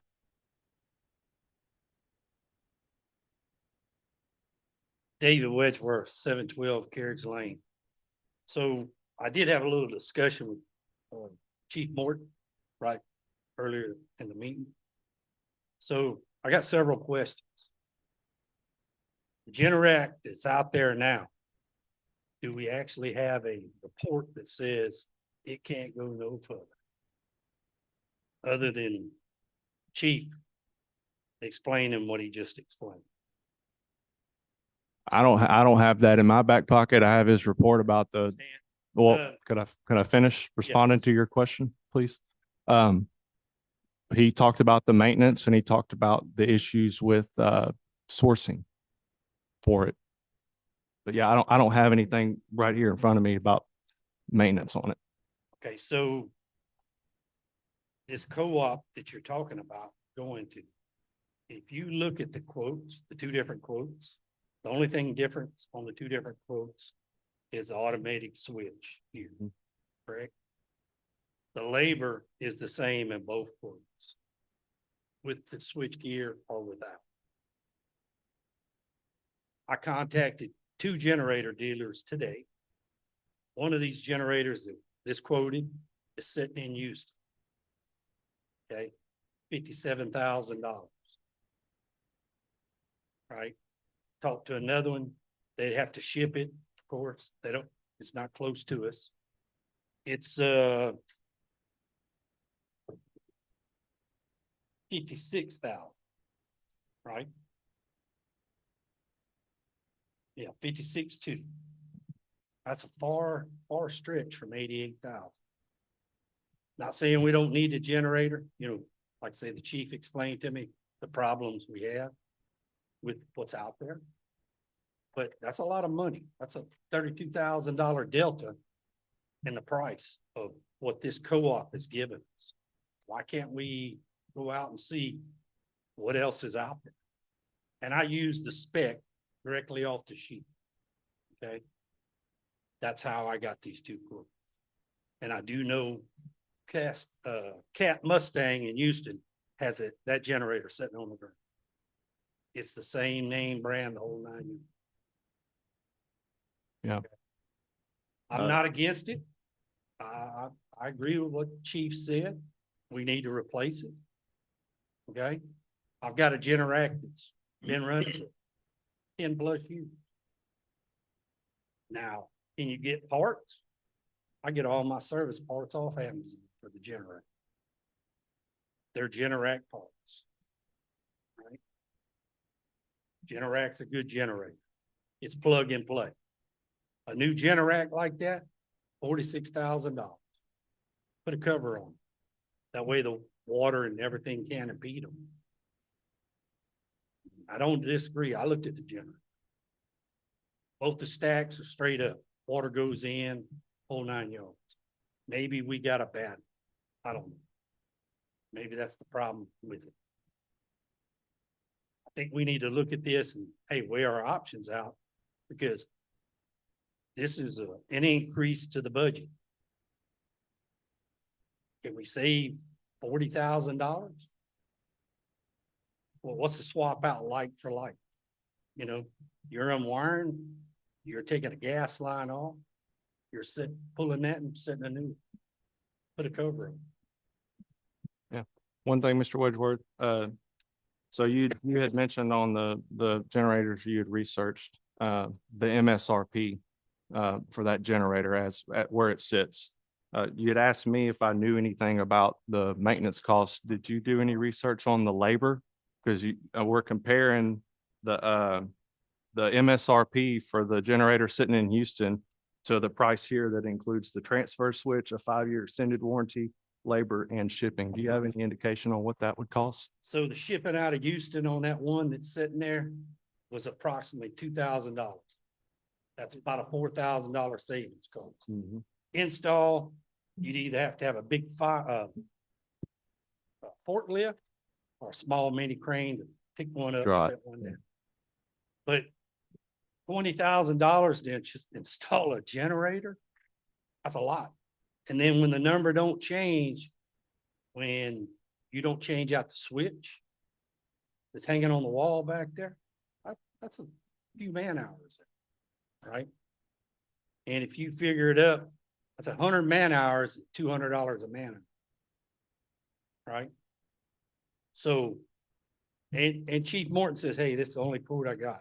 You know, it's the only place I reached out to. He did tell me. Buy board, that's how they do it. They post it out and you kind of get what comes to you. Like, it's not like a bid Hey, I can process. appreciate It's not a dig on him, you know, he put it on the buy board and they make the offer and here it is. It's a state approved contract and, you know, it wasn't like a digging on bid. him, Yeah. but, you know, if we go the little extra mile and ask a few other questions, you know, it's worth the look. Sure. You know, and like I say, that Generac, like for like, 47,000, install a couple more thousand and put a cover on. They all need to be pretty much covered. I mean, nothing stops wind-driven rain in these units. Mr. De La Rosa, what are the requirements, if any, of using the co-op? That you be a member Okay. of the co-op, and to which we are. We're probably members of TIB, the buy board, maybe the Houston Galveston Area Council. They run their own purchasing co-op. So Are we obligated, I should say obligated to go through a buy board or of yeah, something you of that can- nature? You can go out and do the bids in accordance with state laws, follow all the procurement requirements.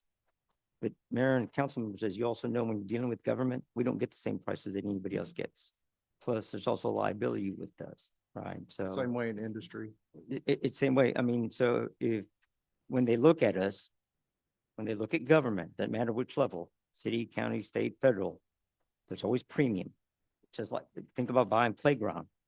You know, somebody could buy $3,000 or and it's 300,000 for cities, right? A lot of kids, public lands, right? So you pay for a lot of that. It's already included in those kind of things. So if you want the chief to go out and chief brought it to my attention, it's not been working well for some time now. I it's think not it's working. important. Well, chief, is it working now or is it just, it's not dependable? I say it's not working well. The generator. Yes, I mean, I feel like if we lost power right now, it would come on. Yeah. Just we How don't know long how it long. run, Yeah. I don't know. So there is no government discount then when you Sir. purchase things? No, sir. And that's So when we- because of the market. Yes. Sir. So the moment we go and put out for bids and we put it together, they're gonna know it's the city. You're not gonna get the same prices. Well, I don't know about that. I mean, if somebody called my business and I know it's for a city, I'm not gonna upcharge it just because it's for the city. I'm gonna give them the same price as I would Mr. Wedgeworth come in my shop. So I'm not gonna buy that line right there. I'm sorry, I just can't do that. As a business owner, I know better. And I would not buy that. Well, that's the way it is. That's the way it works though. No, because I'll tell you another reason. We're in Region 5, and I don't know if anybody knows what Region 5 is. It's for school districts. It's education services. Yes. Which we're not, but okay. We pay a lot of money to be in that. Half the school districts go outside that and they're not supposed to, and nothing happens. So if we go outside this co-op and we can get a better deal on this generator, then I say it's better for the city than going through a co-op that is gonna upcharge us this much money. I want to make sure I heard you right. You said they're not supposed to go outside, but they do, and that's Yeah. okay. They do it all the time. There's no. That's what we should do. Well, that's, you're There's talking no- about there's no argument education, for it. school districts versus cities and counties and such. So, Not quite apples like to I apples. said, you pay, undoubtedly, we pay to be in this co-op, just like I paid to be in that Region 5. And if, Koontz wants to go out and get a different company to go do the glass work, they could do that. There's no issues with it, but yet they're not supposed to. They're supposed to go by what's being presented. So like I said, if we could go out for a bid, I think we could probably get a better deal. And if I need to call myself, I'll do it tomorrow. I have not a problem. I got the specs right here. And I can call and see what we can get for a better deal for the city. But I'm not gonna buy that. You're not gonna get a better deal. Like I said, if that's the case, that's price gouging in a way. Sorry to say it.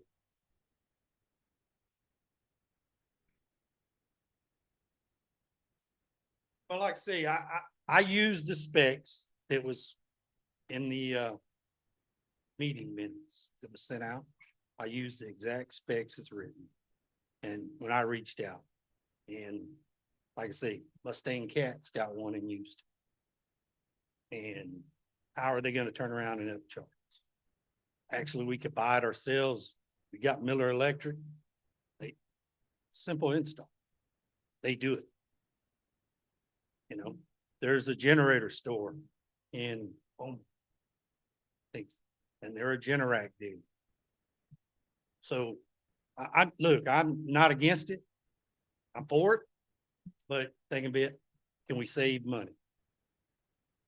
Think about it, the fact is, if you're putting it at your house, would you swallow that pill? That's a big pill to swallow, 1,000 here, 1,000 there. It's adding up, boys.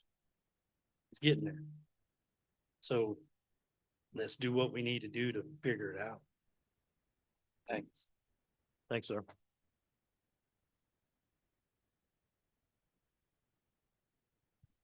Renee O'Connor, 1131 Gary Avenue.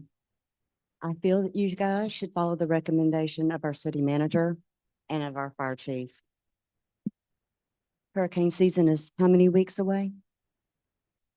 That would be 3 weeks. We don't need to table this. We need to act on it right now. And I think the recommendations are good ones. Thank you. Any other citizen? Council, any final comments, questions? I have one question. Do we pay to be in a co-op? That was mentioned. Not all of them. Tips, no, the school district, no. HGAC maybe. There are some, but it's a nominal fee. It's not like They- a standard. No, these are paid generally by the co-ops participating. That's why sometimes, we didn't ask the chief, but I'm sure, Chief Carroll, vehicles coming in through a co-op. So there are some dealerships that don't do this, and there's some businesses that don't participate in the co-op, because they don't want to, right? So they don't want to have to go through those requirements to qualify to meet the state procurement requirements, because they're monitored. Thank you. All right. Well, that's, we have a motion and a second. So let's go to a vote. Stratton, No. Jones, Aye. Sonia,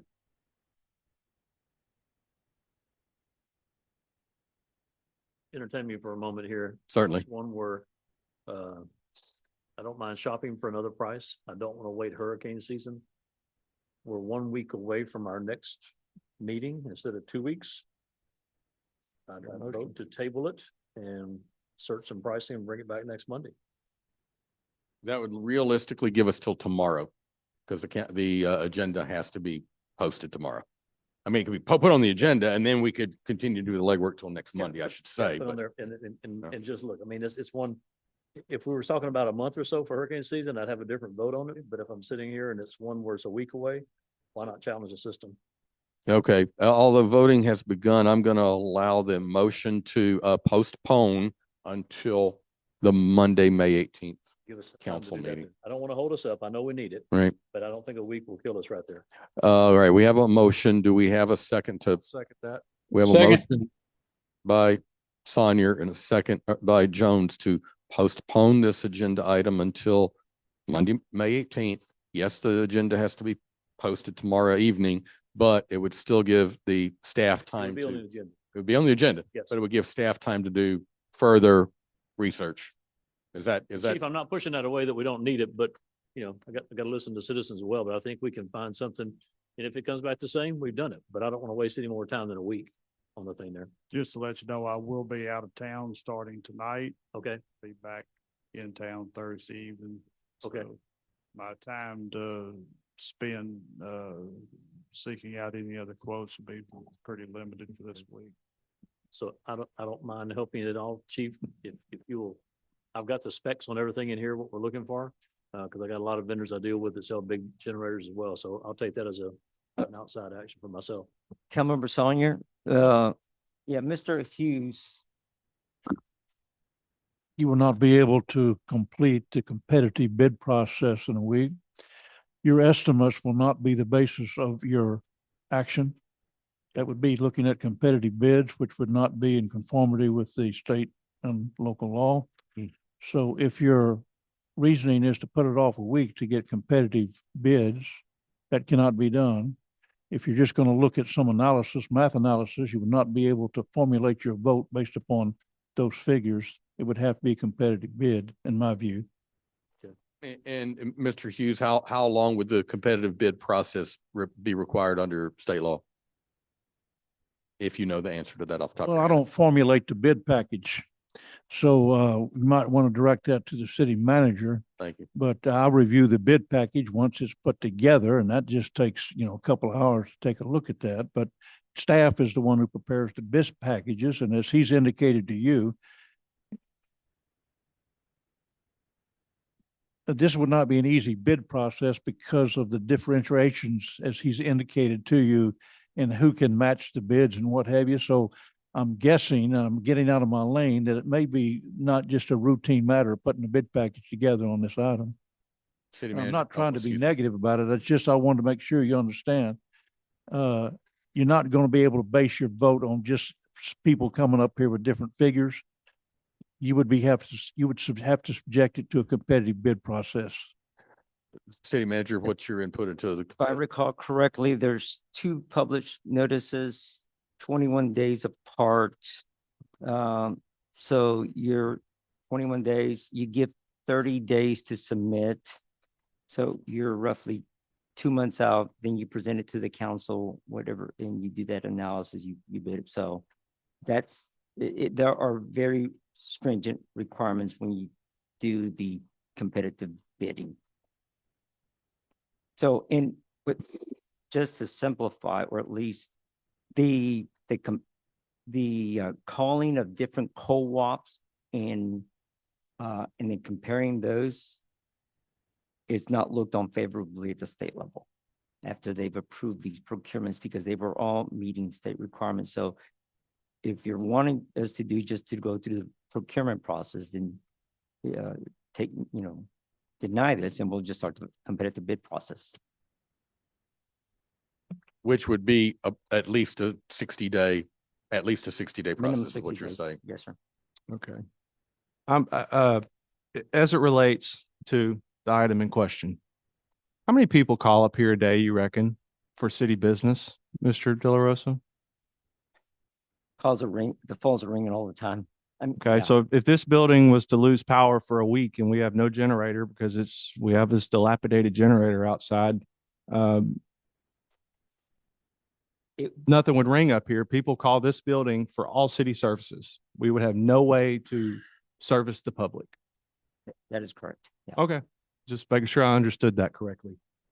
Upon, Mayor Pro Tem Sonier, upon hearing from the city manager and the city attorney, what is it that your pleasure on your motion? I'll remove it. It's one where I'm a procurement manager, so I do stuff a whole lot faster than having to deal with the state, Industry so moves fast. It's a whole lot different. So, yeah. Yeah, private sector versus public sector is apples and cucumbers. That's. I I rescinded it. Okay, we were voting, at that time and it was to you. So what is your vote on the, motion? Aye. Ortiz Aye. and Darby, aye. They have us over a barrel, folks. They being the vendors. They know we're a government And it's a state approved. and it's a state approved contract. Thank the legislature. Thank you, legislature. That's, ladies and gentlemen, I'm not talking about another agenda item from the stand, but next year, when the legislature's in session, they're gonna come after cities like they have done for the last 6 legislative sessions. They'll come against cities even harder. Okay. Okay, discussion of possible action regarding appointments to the Civil Service Commission, Mr. De La Rosa. Okay, we currently have one vacancy on the Civil Service Commission. The Civil Service Commissioners are nominated by the city manager with the consent of the city council. We've solicited applications. We have 2 candidates. The order they came in is the order they're listed in, Mr. Litvick and Mr. Lloyd.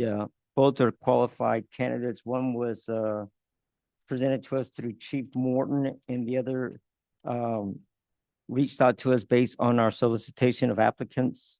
If you'd like, Mayor, we can take them in the order that they submitted applications. Yes, sir, please. First. Since it's your recommendation to the Yeah, council. So, we will have, I will say that we do have an opening most likely coming up next year. These are statutory every 2 years. I think the other gentleman's gonna term out. Which means that the one that doesn't get it, we certainly would like to try to get him on the next one if we could. So I'm nominating Kenny Litvick at this time for your consideration. What was your thought process behind that, Mr. De La Rosa? He was the first one to submit. He was recommended, I don't know if he was strongly recommended by Chief Morton, but he certainly brought it to my attention. I guess if you don't mind, let's have Chief Morton, since he knows him. And generally, when I go to city council on this, being that I'm new to the community, I won't know a lot of folks. That's why I look at the qualifications or I look at bios. Chief Morton, if you don't mind. I know some of you probably know Kenny. He retired from the school district, I think in the past year to 2 years. Long-term employee of the school district. I've known him a long time. He's a straight up guy. He'll do the right thing on that board. Okay, Mr. Lloyd is here tonight. What practical, I should say applicable knowledge experience would he have to Civil Service Commission and, the Civil Service law here in Texas and how it's applied here at the city? Okay, in my estimation, he doesn't have the experience of law enforcement or firefighting. So as a civil service, he may have to deal with one or both of those organizations with us. They're being presented not to you in any specific order. They're being presented as how the applications came in. So you may know both of these gentlemen. So again, my nomination is just based on application or request or their interest received by my office in that order. There's no qualifications. In other words, if we had a preferential qualifications in our civil service board, we may disqualify one or more candidates based on that. Not having those qualifications up front, that means any person could submit their interest and be considered. Was this opening advertised in any way on the city website or anything like that? Yeah, I'll let Councilman Jones speak to that. Councilmember Jones. Yeah, in the meeting that this was brought up, I did mention on record that we had an opening and all interested members of the community who are interested should submit their interest to the city. Okay, thank you. This has been helpful information, gentlemen. Thank you very much. Okay, I guess how we're going to do this is a recommendation from the city manager. There's no need for a second. We would merely vote to approve his recommendation or not his recommendation. We have discussion, so I'm going to go to Councilmember Jones. We're appointing somebody to the Civil Service Commission, but we don't motion for somebody. We just take the recommendation. That's the way it works, is my That's in understanding. Texas Local Government Code, Chapter 143. Okay. Yes, sir. But we do, we can have discussion, we can do all that, but then we have an up or down vote, is my understanding. Okay. Do we have a motion and a second on this? Don't need one. It's a, Don't need it's one? a Okay. recommendation by the city manager and we vote up or down. Per Texas Local Government Code 143. Okay, I don't, I'll start off. I don't know when the appropriate time would be because this is a first for me going through this process. Me too. We have heard, of Mr. Litvick through the fire chief. Mr. Lloyd is here tonight. I think it's only fair that we hear from him as well, as he did submit his interest. Mr. Lloyd. I'd like to hear about his experience and why he feels he's qualified to serve on the Civil Service Commission of this city. Well, thank you. I appreciate you letting me talk. Name and address, please. Oh, I'm for the sorry. record. Jeremy Lloyd, 1532 North 22nd Street. So I was watching the meeting several weeks ago when Councilman Britton, and it was discussing about the civil service position. So I work for the city of Port Arthur. I'm a police officer there. I'm a supervisor actually, and we're a civil service city. I've worked there for 27 years. I'm a 19-year supervisor. So I've worked as a supervisor within the civil service city, and I realize that Nederland is a fire civil service, not police, but the systems are very, very similar. But I worked there as a supervisor for 19 years, 27 years total. So I've worked on the administrative side of that civil service agency and dealt a lot with supervision essentially of the employees. In addition to that, for the last 10 years, I've been an executive board member of our police association, our union. And so I've dealt with the employee side as well. So I've dealt quite a bit with both sides of the civil service process. I'm familiar with Chapter 143, and I live here in Nederland. I've lived here for 18 years with my family, and I saw this as just as an opportunity to give back a little bit and to serve my city, and that's the reason I put in my name. That's all. Thank you. So you have 26 years of progressive experience in municipal law enforcement within a Texas civil service municipality. Is that a correct statement? Yes, sir. Thank you. Thank you, Mr. Lloyd. All right. Any council, anything else before we go around the horn and vote either yes for the city manager's recommendation or no against the city manager's recommendation? That's how we'll handle it then. Any final discussion before we do that? Hearing. I have a Ortiz, I'm sorry, brother. Hang on just a second. Certainly. Gather your thoughts. The question I have is from a legal standpoint, Mr. Hughes or Mr. City Manager. I appreciate Mr. Lloyd being here tonight. My question is, can a current employed police officer serve on the Civil Service Commission legally? Is there a state statute we need to look up to be sure that this is okay, that we can do this as he's currently employed somewhere, with the city of Port Arthur? Just for us to cover ourselves. Yeah, I'm going to answer that. There's no restriction from him being able to serve. I think the problem would be if he was serving in the same community he was actually serving as a police officer. Okay, thank you, Manny. Appreciate it. Anything else, Jeff, on that? No, sir. Thank you. Okay, thank you. Any other council member? Okay, we're going to go to a vote now.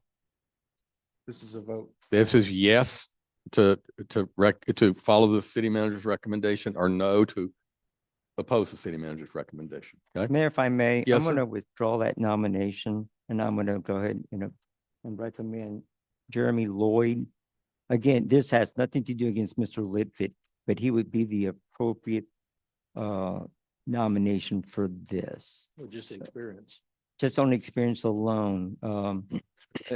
And again, I'm sure they're both good people. They would both serve us well, but I don't know the other commissioners. I think I know one Bush. I don't know who the third commissioner is.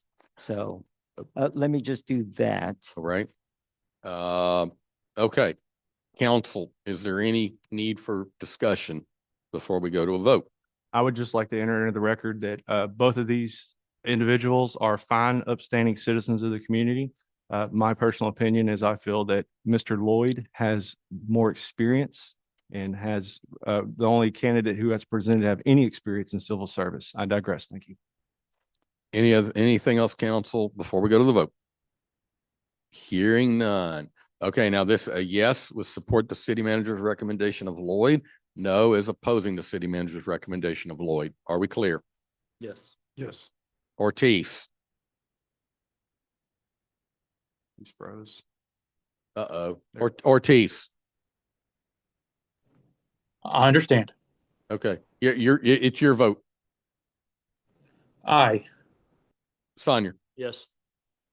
Jones. Aye. Stratton. Yes. And I'll vote yes. So Mr. Lloyd is going to be the new city service commissioner. Thank you, Mr. Lloyd. And thank you both gentlemen for applying and congratulations, Mr. Lloyd. All right, since the LNVA discussion may take a little bit, let's go on and go to M, because I think we have, I've been informed we have a motion on M as soon as the city manager talks about it briefly. M, discussion and possible action authorizing staff to amend the zoning ordinance to increase the minimum lot width standards for R2 duplex residential zoning district. Mr. De La Rosa. Okay, at the request of Councilmember Jones, I placed this matter on the agenda. And it's worded in such a manner that should you decide for us to revisit this duplex and the minimum lot sizes, then we will work on that,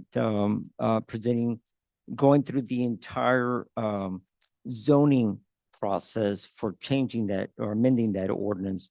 Mr. Pitts is available to answer any questions you might have, but I don't think we need to do that at this stage.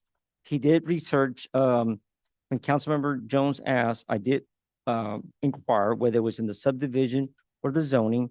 It is in the zoning. It is lot sizes. So therefore it would be amending that.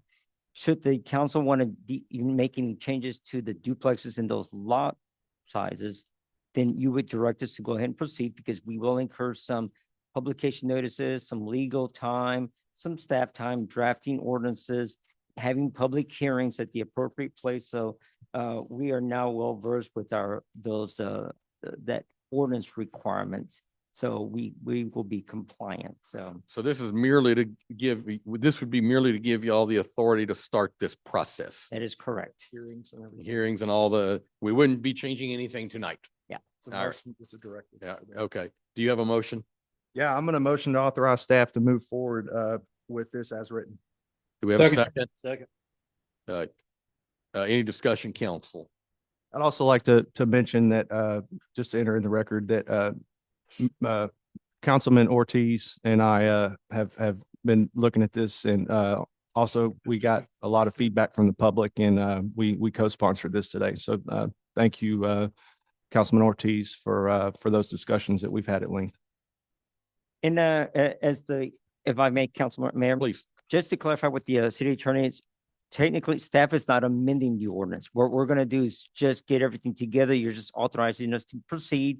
Right. Eventually, it will come back before you after it's gone through public hearings, and you will at that point take action on an amending ordinance. That was the exact spirit of my motion.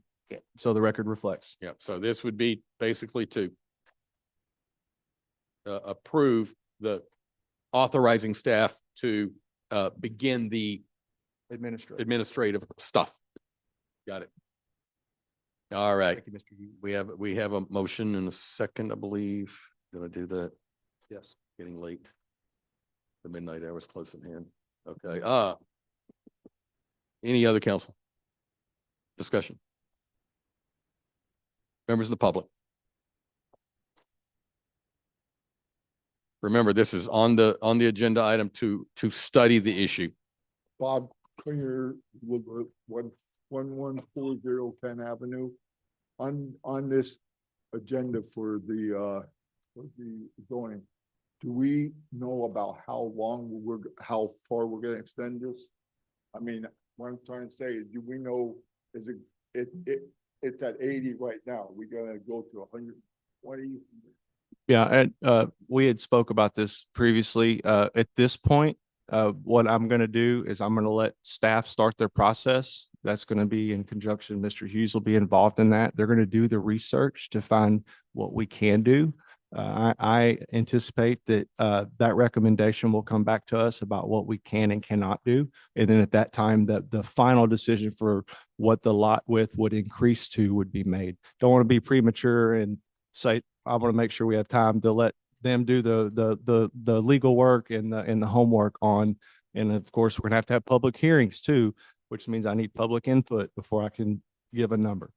That's gonna play a big part in it. A lot of work yet to do on this. Yes, sir. Thank you. Any other member of the public? Hearing none, seeing none, let's vote on M. Stratton, Aye. Jones, Aye. Sonia, Aye. Ortiz, Aye. Darby, aye. Now we're going back to L. Thought this might take a little time. That's why we'll just knock out as much business as we could. L, discussion and possible action regarding the Lower Natchez Valley Authority abandonment of Detroit Avenue right-of-way portion. Mr. De La Rosa. Okay, we have a representative with the Lower Valley, the Lower Natchez Valley Authority, Ms. Victoria. In your packet, and we've got it up here also on, you'll see Detroit at FM 366 are proposing to close it. I think they came before the council some years ago. It was just going to be a dead end.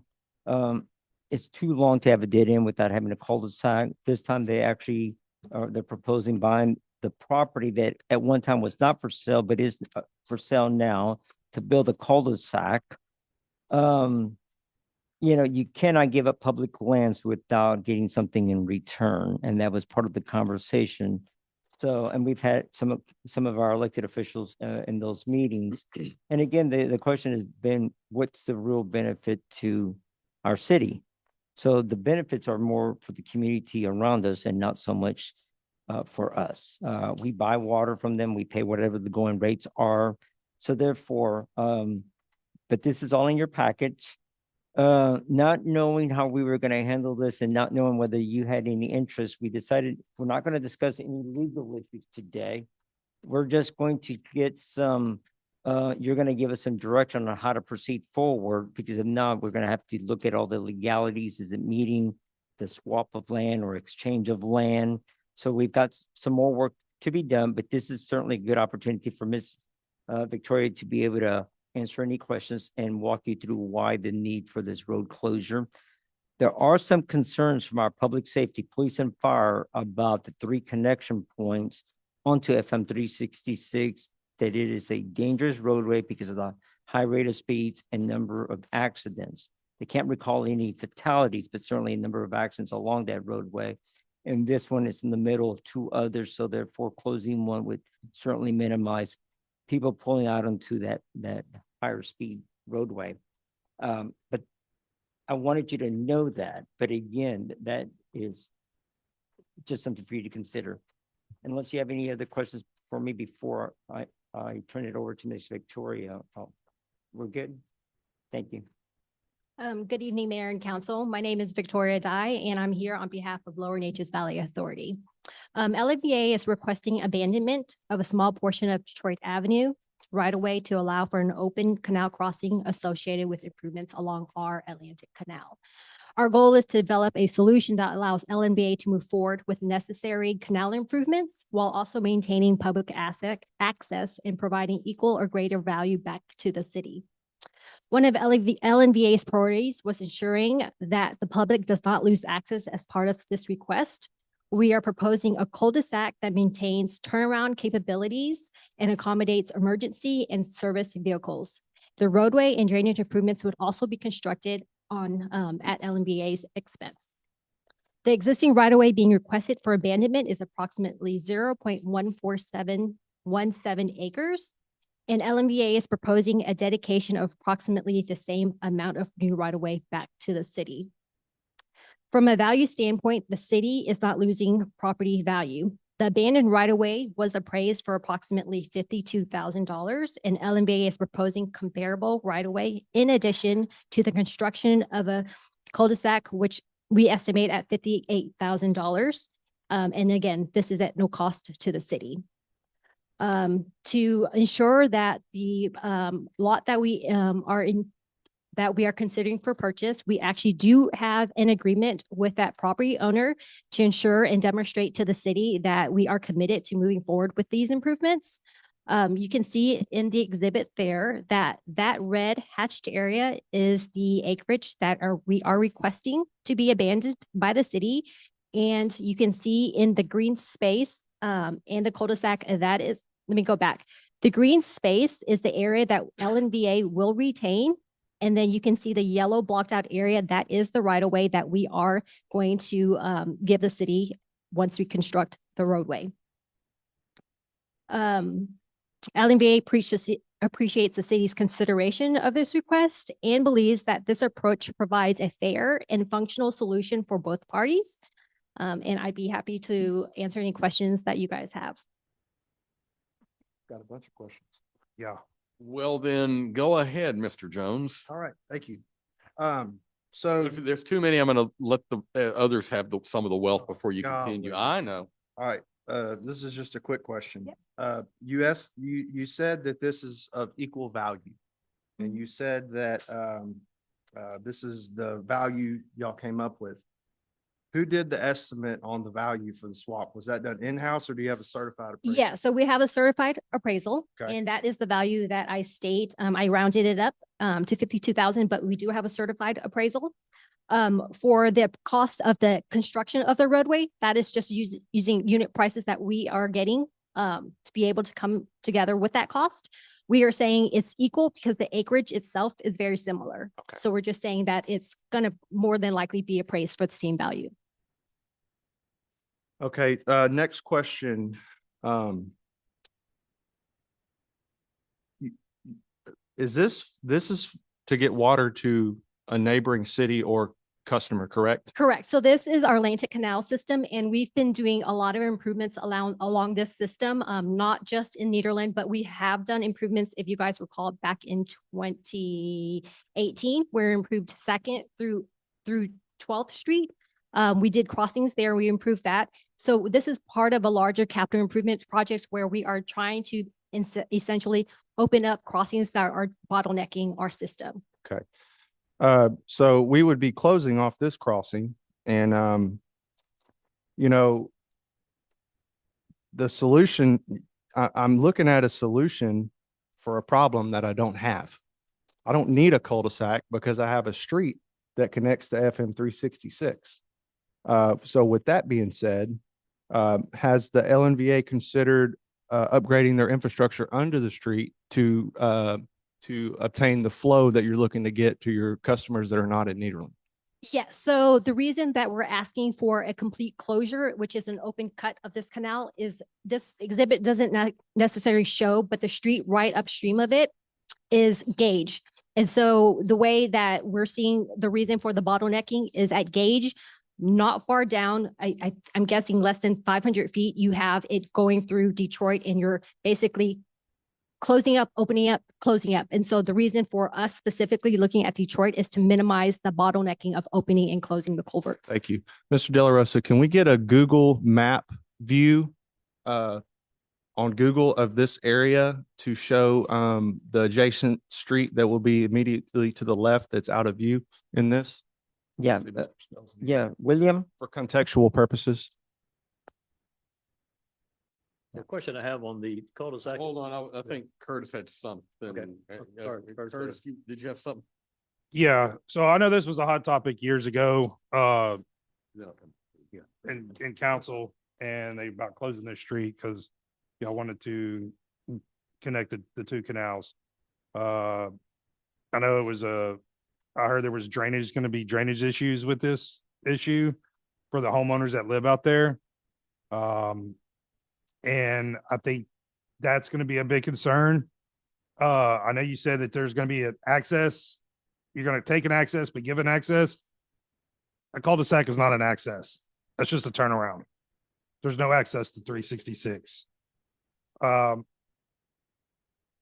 Like Councilman Jones said, sounds like LNVA needs to do better infrastructure and they want to build a bridge. They want to tear the road down to widen this, whatever they need to do, and then put a bridge back and then have that continued flow. That sounds like a better option for LNVA to do than to close a section down and create more problems for the people that live out in that section. Better get my graphic up. Yeah, hold on. Oh, he's working on, he was on a different screen. All right, we could just zoom in enough where we can kind of get a perspective here. So Look, zoom it out just a Just little bit. We one. can see all three Yep. streets. You So got you're- Gage is on the left. you got one house there that would be remaining if they were to turn that into a cul-de-sac. But nonetheless,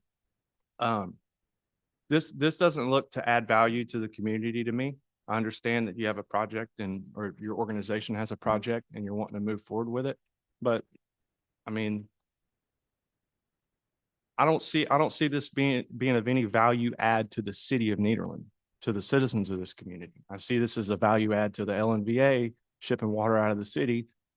And quite frankly, this project has nothing to do with the water that we purchase from you guys. So Mr. Hughes will step in if I step out. But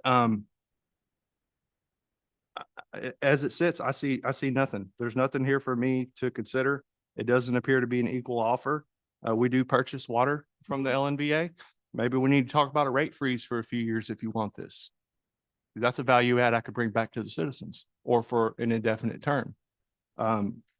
There's other ways to go about it, but this to me does not look like an equal trade-off. You're offering me a solution to a problem that I don't have. But I appreciate you being here. You're very professional. Thank you. I want to address the fact that you said that it's the closing of Detroit. There is an issue there because we did traffic counts back in 2022, and it showed that for most part, no one's using Detroit. They're coming through Gage and North First. So access, we're not cutting off access. The homes that are using it, you can see there, it's maybe 2 right now, 1 if we were to move that access completely to 366. For safety reasons, as you can see, the way that the road crosses diagonally to FM 366, the viewing point of a car coming out of that is very dangerous. And so that's also a reason why closing Detroit isn't necessarily you're not removing, you're improving safety in that sense that the view of when you exit that street, Mm-hmm. do you see that? It's kind of like Oh, an I see N4 exactly angle? what you're Yeah. talking about, but I'm looking at this as value to the citizens. I understand that there could be a safety concern there. But quite frankly, if you have a safety concern about turning there, you have a street immediately to the left, you can go out and be at a 90-degree angle to the highway. So I just don't see the value add in this. It doesn't do anything for the community. There's nothing in it for the citizens other than we're going to shut down this access point and put you in a cul-de-sac. And quite frankly, I do understand that there's one home there. Mhm. That's one citizen enough for me if this inconveniences them. And I'm going to digress at this point Yeah, and pass it to all the right. other Yeah, members. Curtis, did you have anything else?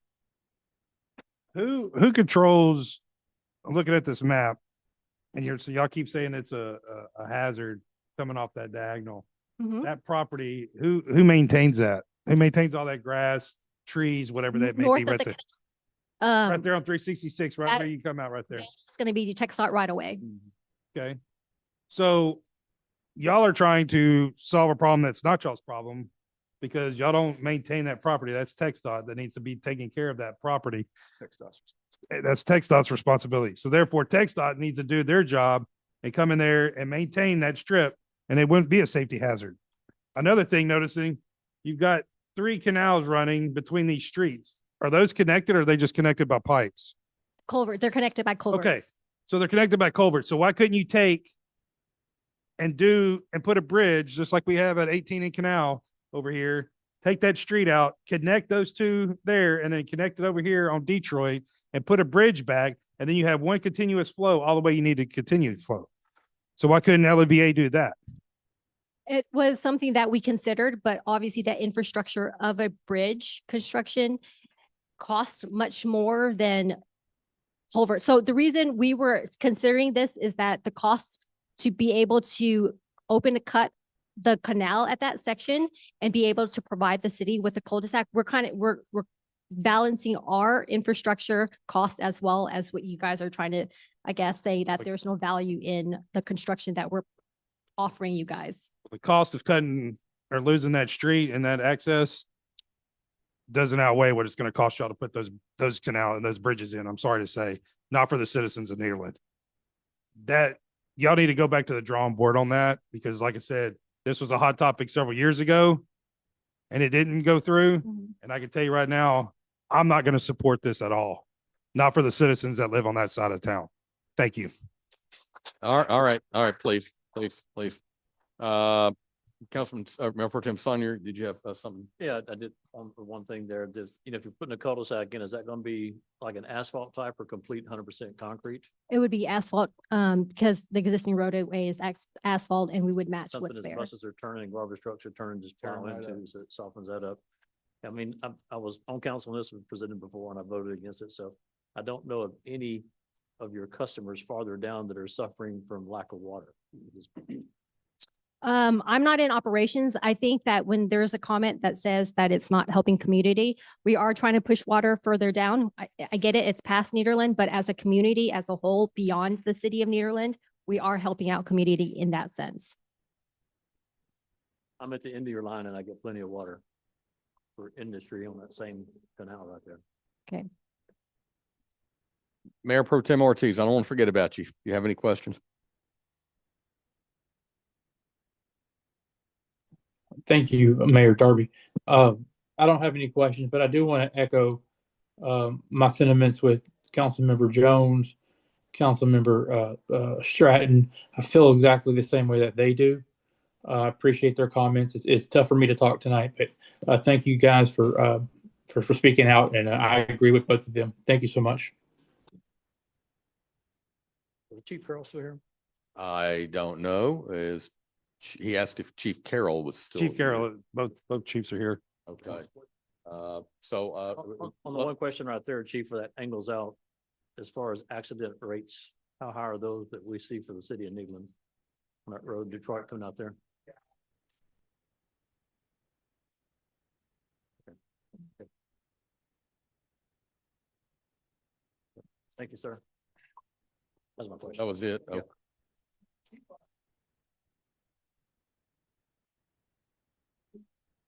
Detroit coming out to 366, Chief?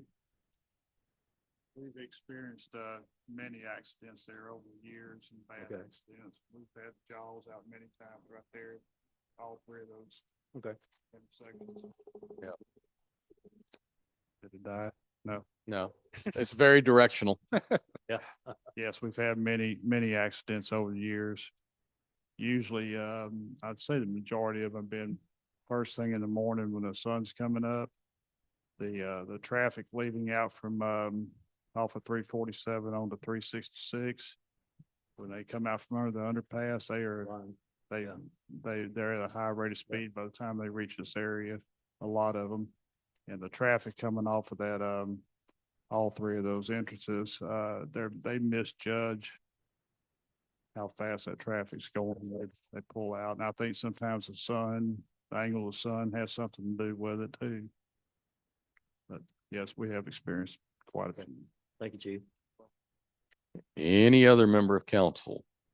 I'm certainly open to the discussion, but not as it is presented, because there is no value add for the city, in my opinion. If there was a value add that the citizens would buy into, such as a water rate freeze for an indefinite amount of time, or I'm just generally speaking, that would give me something to at least consider. Not saying that I would support it, but as it is right now, I can't even consider it. Okay. Point of information. Point of So on information. one of the areas Wait. He has a point of information that's super. When is the first regularly scheduled council meeting in July? When would that be? That would be July the 13th, yes. July 4th on a Saturday, so Monday would be the 6th, July 13th. Okay. I have a motion. You have a motion. What is your motion? My motion is to postpone this to July 13th to receive a counter proposal from the city. We have a motion on the floor. Do we have a second to that motion? Second. We have a motion and a second. Motion by Jones, second by Sonier. All right, we're on this motion to postpone to a definite date. That takes precedence over our other motion. Just debate, discussion on the motion to postpone. And let me ask for clarification, a counter proposal from the city or from, we're gonna counter? I think that if you take no action, that is your action. Okay.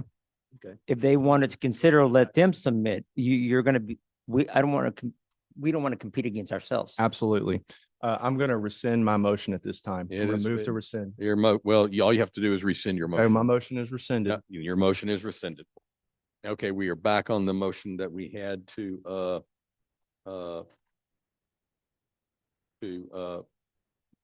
discussion of possible action here. Okay, any other discussion on the main motion? If you want to come back with if LNVA's desire is to come back with an offer or a proposal rather, that is better for the citizens of this community, I will consider it. And when you say consider another offer, you're saying, as you mentioned earlier, or water rate? That was freeze an or- example. I need more value for the community. Okay. I need more value. I understand you're saying it's equal. In my opinion, it's not equal. Because we're losing something we're never gonna get back. You're gonna lose property taxes from here into perpetuity on that property. So Yes. whatever those city taxes are, you're losing. I mean, Thank we you. could always use a slope more, Use a what? slope more. Slope more, okay. That's will be in the Elevators, next plenty of budget. them. All right, all right. Any other member of council have any discussion on this item?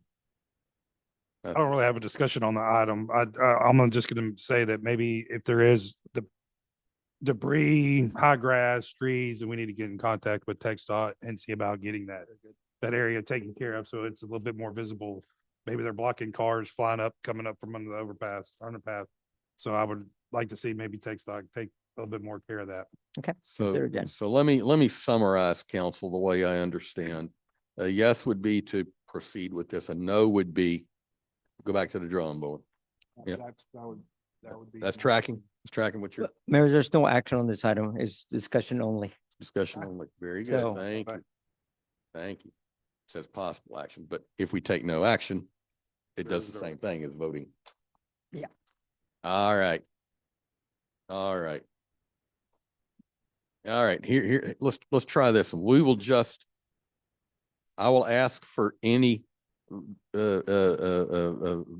vote, and you'll just say no action instead of voting yes or no. No action. We're making up the stuff as we go along. All right, I'm not gonna go to citizens because you hear where council's going. I think you should, Mr. Mayor. Citizens can comment on any item listed on the agenda. Right, but they're tracking where the council is right now.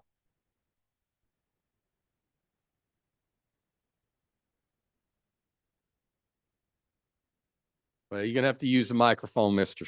Short. All right, go ahead.